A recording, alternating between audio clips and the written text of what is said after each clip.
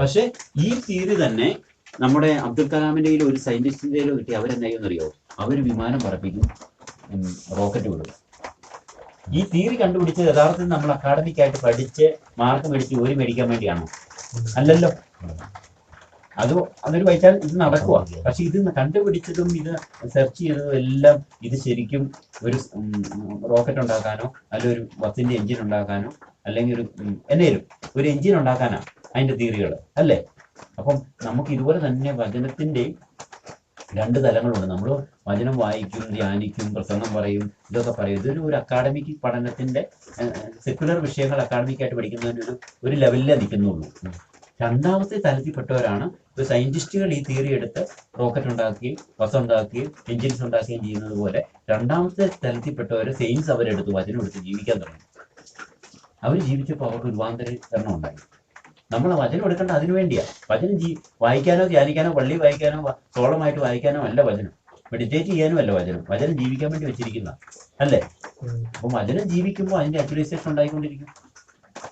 അപ്പം രണ്ട് രീതിയിലാണ് നമ്മളിപ്പോൾ അക്കാഡമിക്കായിട്ട് സയന്റിഫിക് നോളജുകൾ എടുക്കുന്നത് പോലെ തന്നെ നമുക്ക് വചനം എടുക്കാം. അതുപോലെ തന്നെ നമുക്ക് ശാസ്ത്രജ്ഞന്മാരെടുത്തതുപോലെ തന്നെ ഈ തിയറികൾ എടുത്ത് നമുക്ക് എൻജിൻസ് ഉണ്ടാക്കുകയും ചെയ്യും. എന്ന് പറഞ്ഞ പോലെ വചനവും നമുക്ക് ജീവിക്കാൻ വേണ്ടി എടുക്കാം, ജീവിക്കാൻ വേണ്ടി. എന്നാലും ഒത്തിരി വ്യത്യാസമായി. നമ്മൾ ഉദ്ദേശിക്കുന്നതല്ല, ഇപ്പം ഉദ്ദേശിക്കുന്നതല്ല കാര്യങ്ങളൊന്നും കിടക്കുന്നത്. എന്നാലും നമ്മൾ നോക്കുന്നതിന്റെ വ്യത്യാസങ്ങൾ മനസ്സിലാകാൻ തുടങ്ങും. എന്നാലും ഒരു കുഞ്ഞു അംശത്തിൽ പോലും പാളിച്ച ഉണ്ടാകാതിരിക്കാൻ നമ്മൾ നോക്കാൻ തുടങ്ങും. അപ്പൊ നമ്മൾ പലപ്പോഴും ആത്മവഞ്ചകരാണ് നമ്മളോട് തന്നെ പല കാര്യങ്ങളുടെ ഉള്ളിലേ. പക്ഷെ ആത്മവഞ്ചന നമ്മൾ മനസ്സിലാകുന്നില്ല നമ്മളോട് തന്നെ ഈ വഞ്ചന നടത്തുന്നതെന്ന്. നമുക്ക് ഓരോ മിസ്റ്റേക്ക്, ഓരോ പാവം ഉണ്ടാകുമ്പോൾ നമുക്ക് എന്തേലും ലോസ്റ്റ് ഉണ്ടാകുന്നതെന്ന് നമുക്കറിയുന്നില്ല. അത് നമുക്ക് തന്നെയാണ് നഷ്ടം വരുന്നത് അല്ലേ. നമുക്ക് തന്നെ എന്നാ മഹാനഷ്ടം. നമുക്ക് പ്രപഞ്ചത്തിന് മുഴുവൻ ഒരു നഷ്ടമുണ്ട്. നമുക്കൊരു കുഞ്ഞു കാര്യത്തിൽ ഒരു ഇതുണ്ടാവും പോലും എന്നാ ലോസ്റ്റ് ഉണ്ടാകുന്നതെന്നറിയോ. അതൊരു കൃപയുടെ മൾട്ടിപ്ലിക്കേഷൻ ആണ് തടസ്സപ്പെടുന്നതെങ്കിൽ നമുക്ക് ഊഹിക്കാൻ പറ്റാത്ത ലോസ്റ്റാണ്. ഒരു കൃപയുടെ കാര്യത്തില് മാതാവിലൊക്കെ കൃപ ഉണ്ടായപ്പം തൊട്ട് ഇങ്ങനെ മൾട്ടിപ്ലൈ ചെയ്ത് ഇരട്ടി ആയിക്കൊണ്ടിരിക്കുകയായിരുന്നു. അന്ന് ഉണ്ണീശോ ഉണ്ടായപ്പോൾ മംഗളവാർത്തയ്ക്ക് ഗബ്രിയേൽ മാലാഖ വരുമ്പോൾ കൃപ നിറഞ്ഞവളെ എന്ന് വിളിക്കത്തക്ക രീതിയിൽ കൃപ പൂർണ്ണമായെന്നാണ് പറയുന്നത്. അപ്പം ഈ കൃപയുടെ ഒരു മൾട്ടിപ്ലിക്കേഷൻ അത് നമുക്ക് നല്ലപോലെ നമ്മുടെ ആത്മീയ ജീവിതത്തിൽ നോക്കിയാൽ മനസ്സിലാവേ. മൾട്ടിപ്ലിക്കേഷനെയാണ് നമ്മൾ ഒരു പാപം ചെയ്ത് ബ്രേക്ക് ചെയ്യുന്നതെങ്കിൽ നമുക്ക് ഉണ്ടാകുന്ന ലോസ്റ്റ് എന്ന് പറയാൻ നമുക്ക് ഊഹിക്കാൻ പറ്റത്തില്ല. അത്രയും കിട്ടിയ കൃപ മൊത്തം പോകത്തില്ലായിരിക്കും. പക്ഷെ ഞാനൊരു ഉദാഹരണം എന്നാലും നമ്മൾ ഇത് പറയല്ലേ. അതായത് ഈ പണ്ടൊരു ഇതുണ്ട്, ഈ ചെസ് ബോർഡിൽ 64 കോളം കണ്ടല്ലേ. അപ്പൊ ഒരു രാജാവ് ഒരു ബ്രാഹ്മണനുമായിട്ട് കളിച്ചിട്ട് അവസാനം ബ്രാഹ്മണൻ ജയിച്ചപ്പോൾ ബ്രാഹ്മണൻ പറഞ്ഞു എന്നാ സമ്മാനം വേണമെന്ന് ചോദിച്ചു. എന്നാലും രാജാവിനോട് ബ്രാഹ്മണൻ പറഞ്ഞു എനിക്കൊന്നും വേണ്ട രാജാവേ, ഒരു കളത്തേല് ഒരു നെല്ല് വെക്കുക. നെല്ല് രണ്ടാമത്തെ കളത്തേൽ ഇതിന്റെ വെച്ചതിന്റെ ഇരട്ടി രണ്ടാമത്തെ കളത്തെ വെക്കുക. ഒന്നിന്റെ ഇരട്ടി 2 ആണല്ലോ. മൂന്നാമത്തെ കളത്തിൽ അതിന്റെ ഇരട്ടി 2ന്റെ ഇരട്ടി 4. അങ്ങനെ വെച്ച് 64 കളത്തെ ഇങ്ങന്നാ മതി എന്ന് പറഞ്ഞു. രാജാവ് ഓർത്തടാ ഇവൻ എന്നെ ചെസ്സി തോപ്പിച്ച് ഇത്രയും ബ്രാഹ്മണന് എന്നാ പൊട്ടത്തരായി ചോദിക്കുന്നൊരു ഇത്രയും സമ്മാനം എന്നോട് ചോദിക്കുന്നു. രാജ്യത്തെ മുഴുവൻ നെല്ലും കൊണ്ടിട്ട് വെക്കാൻ പറ്റുന്നില്ല. കാരണം അത്രയും വലിയ ഞാനത് കണക്കൂട്ടി വേണമെന്ന് കണക്കൂട്ടി നോക്കും. ഒരു 18 അക്കമുള്ള ഒരു നമ്പറായിട്ട് അത് വളരും. ഈ സംഖ്യ വെച്ചാല് കേട്ടിട്ടുണ്ടോ? 18 അക്കമാണ് ഞാൻ കണക്കൂട്ടിയതാ. 18 അക്കമായ എന്ന് പറഞ്ഞാൽ ഭാരതത്തിലെ മുഴുവൻ നെല്ല് കൊണ്ടുവന്നാലും അത്ര വെക്കത്തില്ല. അത്രയും വലിയൊരു സംഭവമാണ്. അതിന്റെ വേറൊരു ഞാൻ പറയാൻ ഉദ്ദേശിച്ചതല്ല. അതായത് ഈ 64 കളത്തിലെയും വെച്ചേച്ച് ഇത് മൊത്തമാണല്ലോ നമുക്ക് കിട്ടുന്നത്. ഇതെല്ലാം കൂടെ കൂട്ടുവാന്ന് കൂട്ടിക്കോ. ഇതെല്ലാം കൂടെ കൂട്ടുന്നതല്ല നമുക്ക് കിട്ടുന്നത്. ഈ 65ാമത്തെ കളത്തിലെ വ്യത്യാസം എന്നാണെന്നറിയോ? ഈ 64 കളത്തില് അത് ഓരോന്നിന്റെ 64 കളത്തിലെ മുഴുവൻ കൂട്ടുന്നതിനേക്കാൾ ഒരെണ്ണം കൂടുതൽ അടുത്ത കളത്തിൽ വെക്കുന്നത്. അതായത് അടുത്ത ഇരട്ടിപ്പിക്കൽ എന്ന് പറഞ്ഞാല് ഇതെല്ലാം കൂടെ കൂട്ടുന്നില്ലേ, ഇതെല്ലാം കൂടെ കൂട്ടുന്നതിനേക്കാൾ ഒരെണ്ണം കൂടുതൽ. അപ്പൊ നമുക്ക് ഉണ്ടാകുന്ന ഒരു മിസ്റ്റേക്ക് നമുക്ക് നഷ്ടപ്പെടുന്നത് ഇത്രേതിന്റെ ഒരെണ്ണം കൂടെ കൂടുതലുള്ളതിന്റെ അത്രയാണ്. നമ്മൾ പറഞ്ഞ് വിശ്വസിക്കില്ല. ഒന്ന് കൂട്ടി നോക്കുക. 1 അതിന്റെ അടുത്ത് 2 അല്ലേ, 2 3 ആയി. 3ഉം അതിന്റെ അടുത്ത് എത്രയാ? 4 ആയില്ലേ. 2ന്റെ അടുത്ത് 4 അല്ലേ, 4ഉം 3ഉം 4 7 അല്ലേ ആയുള്ളൂ. 4ന്റെ ഇരട്ടി എത്രയാ? 8 അല്ലേ. 8ആണ് അടുത്ത കളത്തിൽ വെക്കുന്നത്. ഇത് 3 കൂടെ കൂട്ടിയാല് 7 ആവുന്നുള്ളൂ. ഒരെണ്ണം കുറവാ. ഇത് മൊത്തം തിയറിയിൽ ഇതാണ് പോകുന്നത്. അപ്പൊ അങ്ങനെ ഒരു വ്യത്യാസങ്ങൾ നമ്മളിൽ ഓരോന്നിലും നടക്കുന്നുണ്ട്. ഉദാഹരണത്തിലാകട്ടെ ഞാൻ പറയുന്നത്. പക്ഷെ അതൊരു സംഭവം നമുക്ക് നഷ്ടമാകും നമ്മളപ്പം ഒരു കുഞ്ഞു പാവം ചെയ്യുമ്പോൾ. കുഞ്ഞു പാവം വെച്ച് ഞാനൊന്ന് ഉദാഹരണം പറയാം. ഒരു വെർജിനായിട്ട് ഒരു പെൺകുച്ചി ജീവിക്കാന്ന് കൂട്ടിക്കോ. അവൾക്കൊരു വീഴ്ച ഏതാനും മിനിറ്റ് കൊണ്ടുണ്ടായെന്ന് കൂട്ടിക്കോ. അവൾക്ക് നഷ്ടപ്പെട്ട് നമ്മൾ അവർക്ക് ഏതാനും മിനിറ്റിനായിട്ട് ഒരു പാവം ഉണ്ടാകുന്നുണ്ട്. എന്നേക്കുമായിട്ട് അവൾ ജീവിച്ച് 15 വർഷമാണ് 20 വർഷം ജീവിച്ച വെർജിനിറ്റി എന്നേക്കുമായിട്ട് അവൾക്ക് നഷ്ടപ്പെടുവല്ലേ? അല്ലേ? പാസ്റ്റിലെ 20 വർഷത്തെ വെർജിനിറ്റി അവൾക്ക് നഷ്ടപ്പെടുക ആണോ? അവള് വെർജിൻ അല്ല പിന്നെ, ശരിയല്ലേ? ഫ്യൂച്ചറിലേക്ക് അവൾക്ക് എന്നേക്കുമായിട്ട് വെർജിനിറ്റി, ആ വെർജിനിറ്റിയുടെ തലത്തിൽ എന്നേക്കും വെർജിനിറ്റി നഷ്ടപ്പെടുവല്ലേ? നമ്മൾ ഓർക്കുമ്പോൾ ഒരു 5 മിനിറ്റ് നഷ്ടപ്പെടുന്നു നോക്കി, ഇത് തിരിച്ചു കിട്ടില്ലേ? വെർജിനിറ്റി നമുക്ക് പ്രാർത്ഥിച്ച് പുതിയ മനുഷ്യനാകുമ്പോൾ കിട്ടി. ഞാൻ ഉദാഹരണത്തിൽ പറയാൻ വേണ്ടി പറഞ്ഞതാ, നിരാശപ്പെടണ്ട. അല്ല ഞാൻ പറഞ്ഞതേ, ആ ഒരു നഷ്ടമേ. ഈ വിശുദ്ധരൊക്കെ ഇതിങ്ങനെ ഇരട്ടിച്ച് അവര് കൃപയല്ലേ. നമുക്ക് നല്ലപോലെ നമ്മുടെ ആധ്യാത്മിക ജീവിതത്തിൽ നമുക്ക് വരുമ്പോൾ അറിയാം, ഒരു കുഞ്ഞു വീഴ്ചയ്ക്ക് ഉണ്ടാകുന്ന എന്ന് പറയുന്നത് നമുക്ക് അറിയത്തില്ലാത്തൊരു നഷ്ടമാണ് നമുക്ക് വരാൻ പോകുന്നത്. ബോധപ്പെട്ടതിന് ശേഷമേ തിരിച്ച് പിന്നെ ഒന്ന് തെറ്റിവെച്ചാൽ മുന്നോട്ട് വരാന് എന്തോരം ഇങ്ങനെ ഇനി ആ സ്ഥാനത്ത് നമുക്ക് ഒരിക്കലും പറ്റത്തില്ല, വെർജിൻ ആകാൻ പറ്റത്തില്ല പിന്നെ ഒരിക്കലും. പക്ഷെ പഴയ മനുഷ്യന് ഇപ്പൊ നമുക്ക് പുതിയ നിയമത്തിലുള്ള നമുക്കുള്ള ഈശോയുടെ പ്രോമിസ് എന്ന് പറയുന്നത് ഇതാണ്. പുതിയ നിയമത്തിലല്ല, ഇപ്പൊ നമുക്കുള്ള അവസ്ഥ എന്ന് പറയുന്നത്, പഴയ മനുഷ്യൻ ഒരു പാവവും ചെയ്തിട്ടില്ലേലും പഴയ മനുഷ്യൻ മാറിയേ പറ്റത്തുള്ളൂ. പഴയ മനുഷ്യന് മൊത്തം ഒരു പാവം ചെയ്തിട്ടില്ലെന്ന് കൂട്ടി, ജനിച്ചപ്പം തൊട്ട് മരിക്കുന്നിടം വരെ ചെയ്തിട്ടില്ലേലും അവൻ പഴയ മനുഷ്യനായതുകൊണ്ട് അവൻ ഇതല്ല, അവൻ മാറിയേ പറ്റത്തുള്ളൂ, പുതിയ മനുഷ്യനാകണം. അതുകൊണ്ട് ഈ പഴയ മനുഷ്യന് എല്ലാ പാപം ചെയ്തിട്ടുണ്ടെങ്കിലും പുതിയ മനുഷ്യനാകുമ്പോൾ ഇതെല്ലാം മാറും. കാരണം ഈശോയല്ലേ നമ്മൾ ധരിക്കാൻ പോകുന്നത്. അങ്ങനെ നമുക്കൊരു വലിയ പ്രത്യാശയുണ്ട് നമുക്ക് ഇപ്പൊ. പക്ഷെ നമ്മൾ ഉഴപ്പി നമ്മുടെ ആ ഒരു സമയം കഴിയുമ്പോൾ നമ്മുടെ തലം പോകുന്നുണ്ടേ.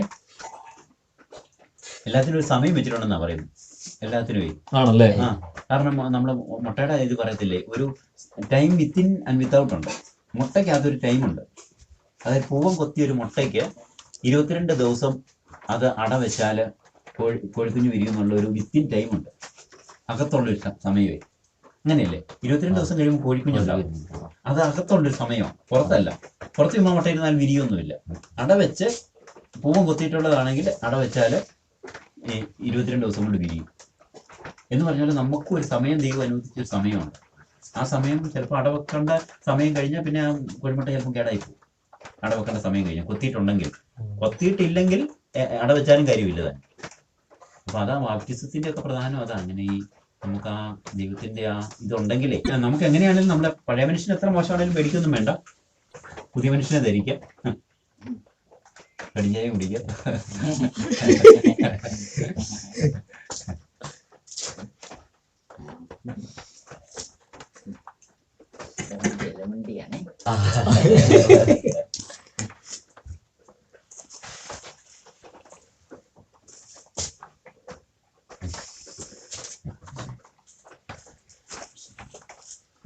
പിന്നെ നമുക്കൊരു ദാഹം ഉണ്ടാവുമല്ലോ, ചിലപ്പോ എനിക്കറിയത്തില്ല, അതൊക്കെ ഈ ഒരു ഭയങ്കര ഉള്ളിലൊരു ഒരു കത്തലും ഇതും. അതിങ്ങനെ എന്തെങ്കിലുമൊക്കെ ചിലപ്പോ അടുപ്പിച്ച് നമ്മളൊരു പ്രോഗ്രാം ഒക്കെ കൂടി കഴിഞ്ഞ് കഴിയുമ്പോൾ നല്ലൊരു വേണിങ് ഉണ്ടാവും. ആ വേണിങ് നമുക്ക് ചിലപ്പോ ആ സമയത്ത് ഭയങ്കര കത്തലോട് നമുക്കൊരു തീരുമാനത്തിലേക്ക് വരും, ഇങ്ങനെ ഒരു ഇത് ചെയ്യണതാണ്. ആ ഒരു അത് കഴിഞ്ഞിട്ട് ചിലപ്പോ കുറച്ച് കഴിയുമ്പോ നമ്മൾ ഡൗൺ ആയി പോകും. പിന്നെ അത്ര ഇതൊന്നും ഉണ്ടാവത്തില്ല. പിന്നെ ഇത് കണക്ക് തന്നെ ഒരു പ്രോഗ്രാം തൊട്ടടുത്ത സമയത്ത് തന്നെ അടുത്ത ക്രമീകരിച്ച് എന്നിട്ട് വീണ്ടും ഇത് കണക്ക് ഒരു കത്തറ ഉണ്ടാവും, വീണ്ടും നമ്മൾ ഒരു ഡിസിഷൻ എടുക്കും. അത് എന്താ ശരിക്കും അതിന്റെ ഒരു സംഭവം എന്താ? അത് ചിലപ്പോൾ നമുക്കുണ്ടാകുന്ന ഇമോഷണൽ ഇതൊക്കെ ആയിരിക്കുവേ. പക്ഷെ നമുക്ക് ആത്മീയ ജീവിതം കാണും. പക്ഷെ ഇതിനെ ഞാൻ പറഞ്ഞല്ലോ മുമ്പേ പറഞ്ഞ, നമുക്ക് ദൈവം തരുന്ന ഒരു സൗഖ്യം അല്ലെ, ദൈവം തരുന്ന ഒരു ഇതിനെ നമ്മൾ അതുപോലെ ഓമനിച്ച് വളർത്തണം. അതിനെ നിലനിർത്തണം എന്ന് പറഞ്ഞാൽ നമ്മൾ ആസ്വദിക്കുന്ന ആ തലത്തെ അല്ല, ആ ദൈവം തന്ന ആ സൗഖ്യത്തെ, അല്ല ദൈവം തന്ന ആ വലിയ ജ്വലനത്തെ അതാ മറ്റേ അഹ്റോന്റെ മക്കളോടും അഹ്റോനോടും എന്നേക്കുമുള്ള കൽപ്പന വെളിവിടത്തിൽ എപ്പോഴും തീ കത്തിക്കൊണ്ടിരിക്കണം. പഴയ നിയമത്തിലെ അത് പഴയ നിയമത്തിന് വേണ്ടി നമ്മുടെ ഒരു നിഴലാണ് എന്ന് പറഞ്ഞ പോലെ എപ്പോഴും നമ്മള് അഹ്റോന്റെ മക്കൾ ശ്രദ്ധിച്ചോണം എന്നുള്ളതാണ്. അത് അവരുടെ ഉത്തരവാദിത്വം അല്ലെ. അവർക്ക് ആ തീ കത്താതിരുന്നാൽ അവരുടെ ഇത് അപേക്ഷിച്ച എപ്പോഴും എന്ന് പറഞ്ഞാൽ നമ്മുടെ ഉള്ളിലെ തീ എപ്പോഴും നമ്മൾ ഇതല്ലല്ലോ, അരി കഞ്ഞി വെച്ചിട്ട് നമ്മളങ്ങ് പോയ കഞ്ഞി വേഗത്തില്ല. നല്ല തീ കത്തുന്ന കണ്ടാൽ അങ്ങോട്ട് മാറിയാലും അടുപ്പിൽ നാളെ എന്ന് വേണ്ട ശ്രദ്ധിച്ചു നോക്കും. അത് നല്ല തീ ഇപ്പം കത്തിച്ചാൽ അങ്ങോട്ട് മാറിക്കഴിഞ്ഞാൽ ഇച്ചിരി കഴിഞ്ഞ് വരുമ്പോൾ തീ കെട്ട് കിടക്കും. പക്ഷെ നമ്മളിത് നല്ല വിറക് ഉന്തി കൊടുക്കുകയും ഊതി കൊടുക്കുകയും ഒക്കെ ചെയ്തില്ലെങ്കിൽ ഇത് കത്തിക്കൊണ്ടിരിക്കത്തില്ല. അപ്പൊ അത് നമ്മുടെ ഉത്തരവാദിത്തം. അത് നമുക്ക് കഞ്ഞി ഒരു മണിക്കൂർ കഴിയുമ്പോൾ അല്ല 2 മണിയാകുമ്പോൾ കഞ്ഞി കൊടുക്കണമെന്നുണ്ടെങ്കിൽ നമുക്ക് ഉത്തരവാദിത്തം ഉള്ളത് കൊണ്ട് നമ്മളിത് അങ്ങനെ ഒരു ഊതിയും കത്തിച്ചൊക്കെ ആയിട്ട്, അല്ല ഇത് തീയല്ല നല്ല കത്താനാണല്ലോ കണ്ടെച്ചങ്ങ് പോയി കഴിഞ്ഞാൽ തിരിച്ചു വരുമ്പോൾ അതേപടി ചാരം മാത്രമേ കാണത്തുള്ളൂ കുറെ നേരം കഴിയുമ്പോൾ. ഊതിയില്ലെങ്കിൽ എല്ലാം ശ്രദ്ധിച്ചില്ലെങ്കിൽ പോകും. ഊതിയില്ലെങ്കിലും വിറക് കയറ്റി വെച്ചില്ലെങ്കിൽ ഒരു ദിവസം കയറ്റി വെച്ചില്ലേ തന്നെ പോകും എന്ന് പറഞ്ഞ പോലെ ഇത് നമുക്ക് കിട്ടുന്നതിനെ ഇപ്പം ദൈവം തരുന്ന ഒരു ദാനത്തെ ഇപ്പം നമുക്ക് ഇത്ര കുറെ പഴയ കാലത്ത് മനസ്സിലാകാത്തത് കൊണ്ട് ചിലപ്പം കുഴപ്പമില്ല. പക്ഷെ നമുക്ക് മനസ്സിലാക്കി എടുക്കുക. ദൈവം വലിയൊരു സൗഖ്യം തരിക. നമുക്കൊരു പ്യൂരിറ്റിയുടെ മേഖലയിലാണ് നോക്കാം, ശുദ്ധതയുടെ മേഖലയിൽ വലിയൊരു സൗഖ്യം നമ്മൾ പലപ്പോഴും തരിക. ഈ സൗഖ്യത്തെ അങ്ങ് സ്വീകരിച്ച് നമുക്ക് സൗഖ്യം ഇല്ലാത്ത അവസ്ഥ നമുക്ക് മനസ്സിലാവും ചില സമയത്ത്. ഇതിനെ അങ്ങ് സ്വീകരിച്ച് കഴിഞ്ഞാൽ ദൈവമേ ഇനി ഇതിനെ പരിപാലിച്ച് ഓമനിച്ച് എല്ലാ ശ്രദ്ധയും കൊടുത്ത് ഞാൻ പരിപാലിക്കാനുള്ള ദൈവകൃപയോട് സഹകരിച്ച് ഒന്ന് ശ്രദ്ധിച്ചു പരിപാലിച്ചെടുക്കും. ആ സൗഖ്യം തുടരും. അത് ഓരോ മേഖലയിലും അങ്ങനെയുണ്ട്. ദൈവം ദൈവം തരുന്നതെന്ന് ഓർക്കണം. ഇത് തരുന്നത് വേറെ ആരുമില്ല, ദൈവം തരുന്നത് വലിയൊരു തരവല്ലേ തരുന്നത്. അപ്പൊ അതിനെ നമ്മൾ അതുപോലെ ഓമനിച്ച് മാതാവിന് ഉണ്ണീശോയെ കിട്ടി ഓമനിച്ച് വളർത്തിയെന്ന് പറഞ്ഞ പോലെ നമുക്കും നമുക്ക് തരുന്ന ഓരോ ദൈവകൃപയെയും സൗഖ്യത്തെയും നമ്മൾ അതുപോലെ ശ്രദ്ധിച്ച് പരിപാലിച്ച് വളർത്തേണ്ടതാണ്.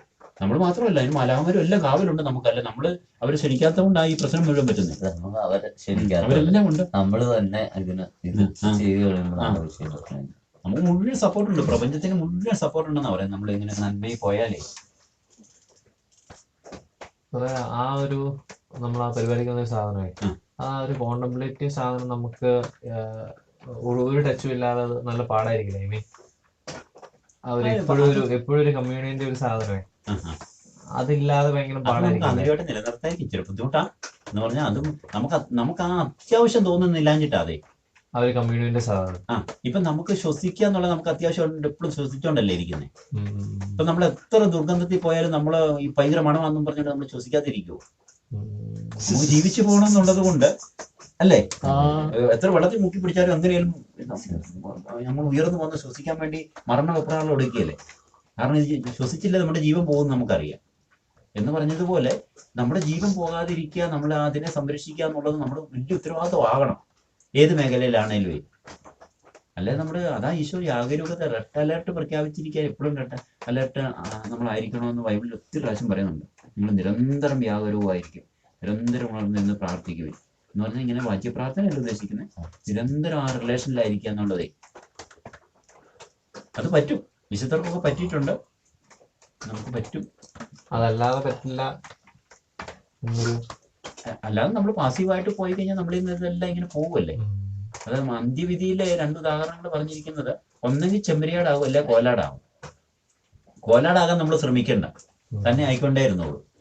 ചെമ്മരിയാടാകാൻ നമ്മൾ ശ്രമിക്കണം, നമ്മുടെ ശ്രമം വേണം.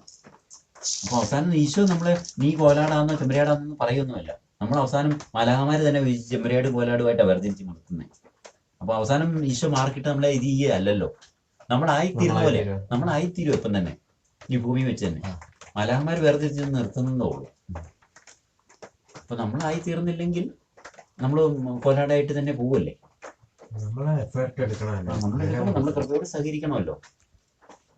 ആ ഒരു കമ്മ്യൂണിറ്റി ആയിരിക്കില്ല എല്ലാത്തിന്റെ ഒരു കീ സാധനം. പിന്നെ നമ്മൾ ഈ പറഞ്ഞ എല്ലാത്തിന്റെ ഒരു വലിയ റിലേഷനിലായിരിക്കണം ദൈവമായിട്ട്, ഒരു വ്യക്തി ബന്ധത്തില് നമ്മുടെ ഭാഗത്തുനിന്നുള്ള കമ്മിറ്റ്മെന്റ് എപ്പോഴും നമ്മുടെ ഭാഗത്തുനിന്ന് വേണം. അതിന് ചിലപ്പോൾ നമ്മുടെ സുഹൃദേവം വഴി ഈശോയെ ഞാൻ അങ്ങനെ സ്നേഹിക്കുന്നു പറയുന്നതാകാം, ഈശോയെ ഓർത്തുകൊണ്ടിരിക്കുന്നതാകാം.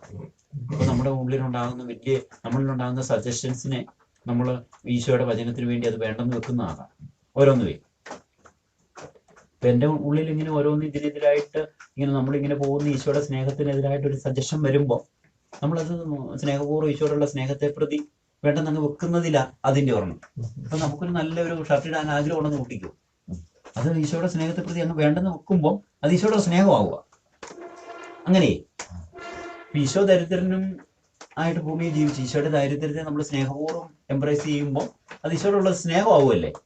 അതിനെതിരെ പ്രലോഭനം നമുക്ക് ഓരോ രീതി വരും. ഒരിടത്ത് നമ്മൾ ചിലപ്പം ഒരു അധികാരം പ്രകടിപ്പിക്കാനുള്ള ഒരു പ്രലോഭനമായിരിക്കും വരുന്നത്. അപ്പൊ നമ്മൾ അവിടെ എളിമപ്പെട്ടുകൊണ്ടിരിക്കുമ്പോൾ നമ്മൾ ആ ഈശോയുടെ ഇതിനെ ഇത് ചെയ്യുമല്ലേ അങ്ങനെ. അപ്പൊ നമ്മുടെ ജീവിതത്തിൽ എപ്പോഴും അങ്ങനെ ഒരെണ്ണം വന്നുകൊണ്ടിരിക്കും. നമുക്ക് ഈശോയെ തിരഞ്ഞെടുക്കാൻ അല്ലെ ഈശോയുടെ ഭാഗത്ത് നിൽക്കാനുള്ള ഒരു സജഷൻ നമ്മുടെ ഉള്ളിൽ എപ്പോഴും വന്നുകൊണ്ടിരിക്കും. അപ്പൊ അതിനോട് നമ്മൾ കോപ്പറേറ്റ് ചെയ്തുകൊണ്ടിരിക്കുന്നത് പോലെയാണ് എപ്പോഴും അതിന്റെ ആ റിലേഷനിൽ നിൽക്കുന്നതേ.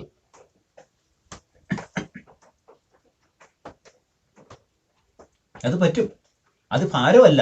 നമ്മൾ ഈ പാവം ചെയ്തല്ല നമ്മളിങ്ങനെ അല്ലാതെ നമ്മൾ ഞെരുങ്ങുന്നതിനേക്കാളും 1000 ഇരട്ടി സൗഖ്യവും സമാധാനവും അത്. മറ്റേത് നമ്മൾ ഓർക്കുന്നത് ഇത് വലിയ ഭാരമായിരിക്കുന്ന, പക്ഷെ ഭാരമല്ല.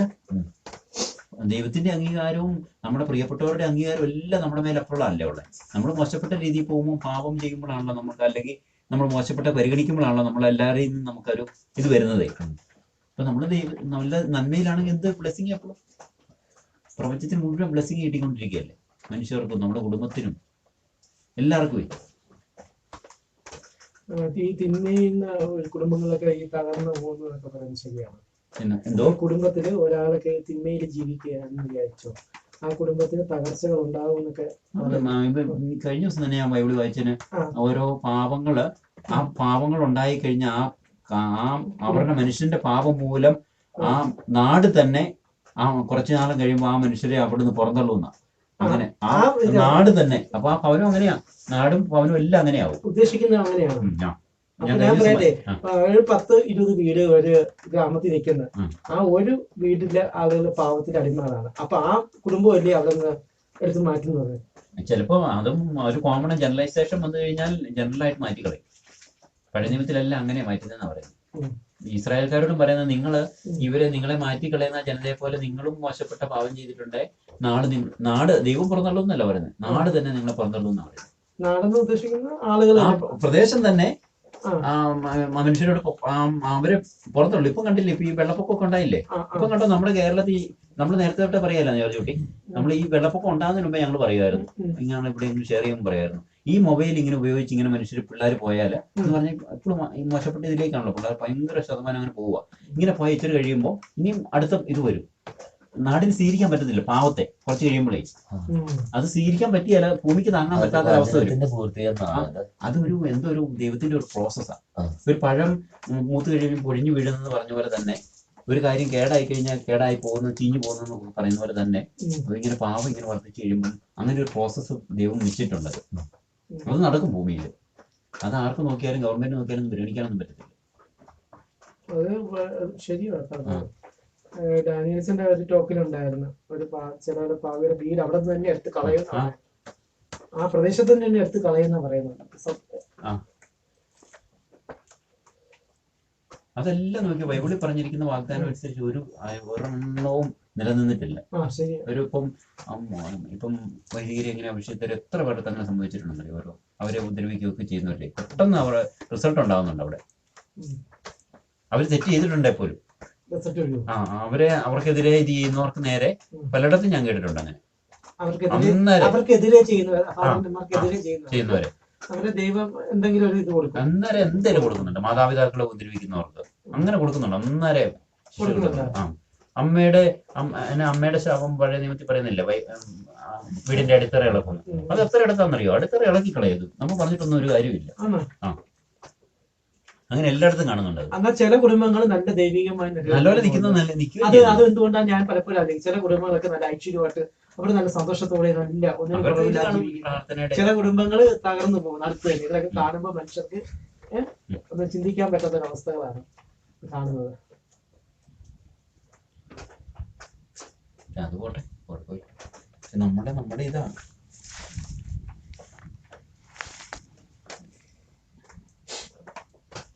ഒത്തിരി അതിനെക്കുറിച്ച് കൺഫ്യൂഷൻ അങ്ങനെ അസ്വസ്ഥപ്പെടണ്ട. നമുക്ക് വലിയൊരു പ്രോമിസും നമ്മുടെ പൊട്ടൻഷ്യാലിറ്റി ആക്ച്വലൈസ് ചെയ്യാനുള്ള സ്ക്രിപ്ചറിന്റെ പ്രോമിസുകളിലേക്ക് പോവുക. അപ്പൊ നമ്മളിപ്പോഴത്തെ പഠിച്ചുകൊണ്ടിരിക്കുന്ന അങ്ങനെ ചെയ്തുകൊണ്ടാണെങ്കിലും അത് കുഴപ്പമില്ല. പക്ഷെ അതിന്റെ ആ സ്ക്രിപ്ചറിന്റെ മാക്സിമത്തിലേക്കുള്ള ഒരു വിളി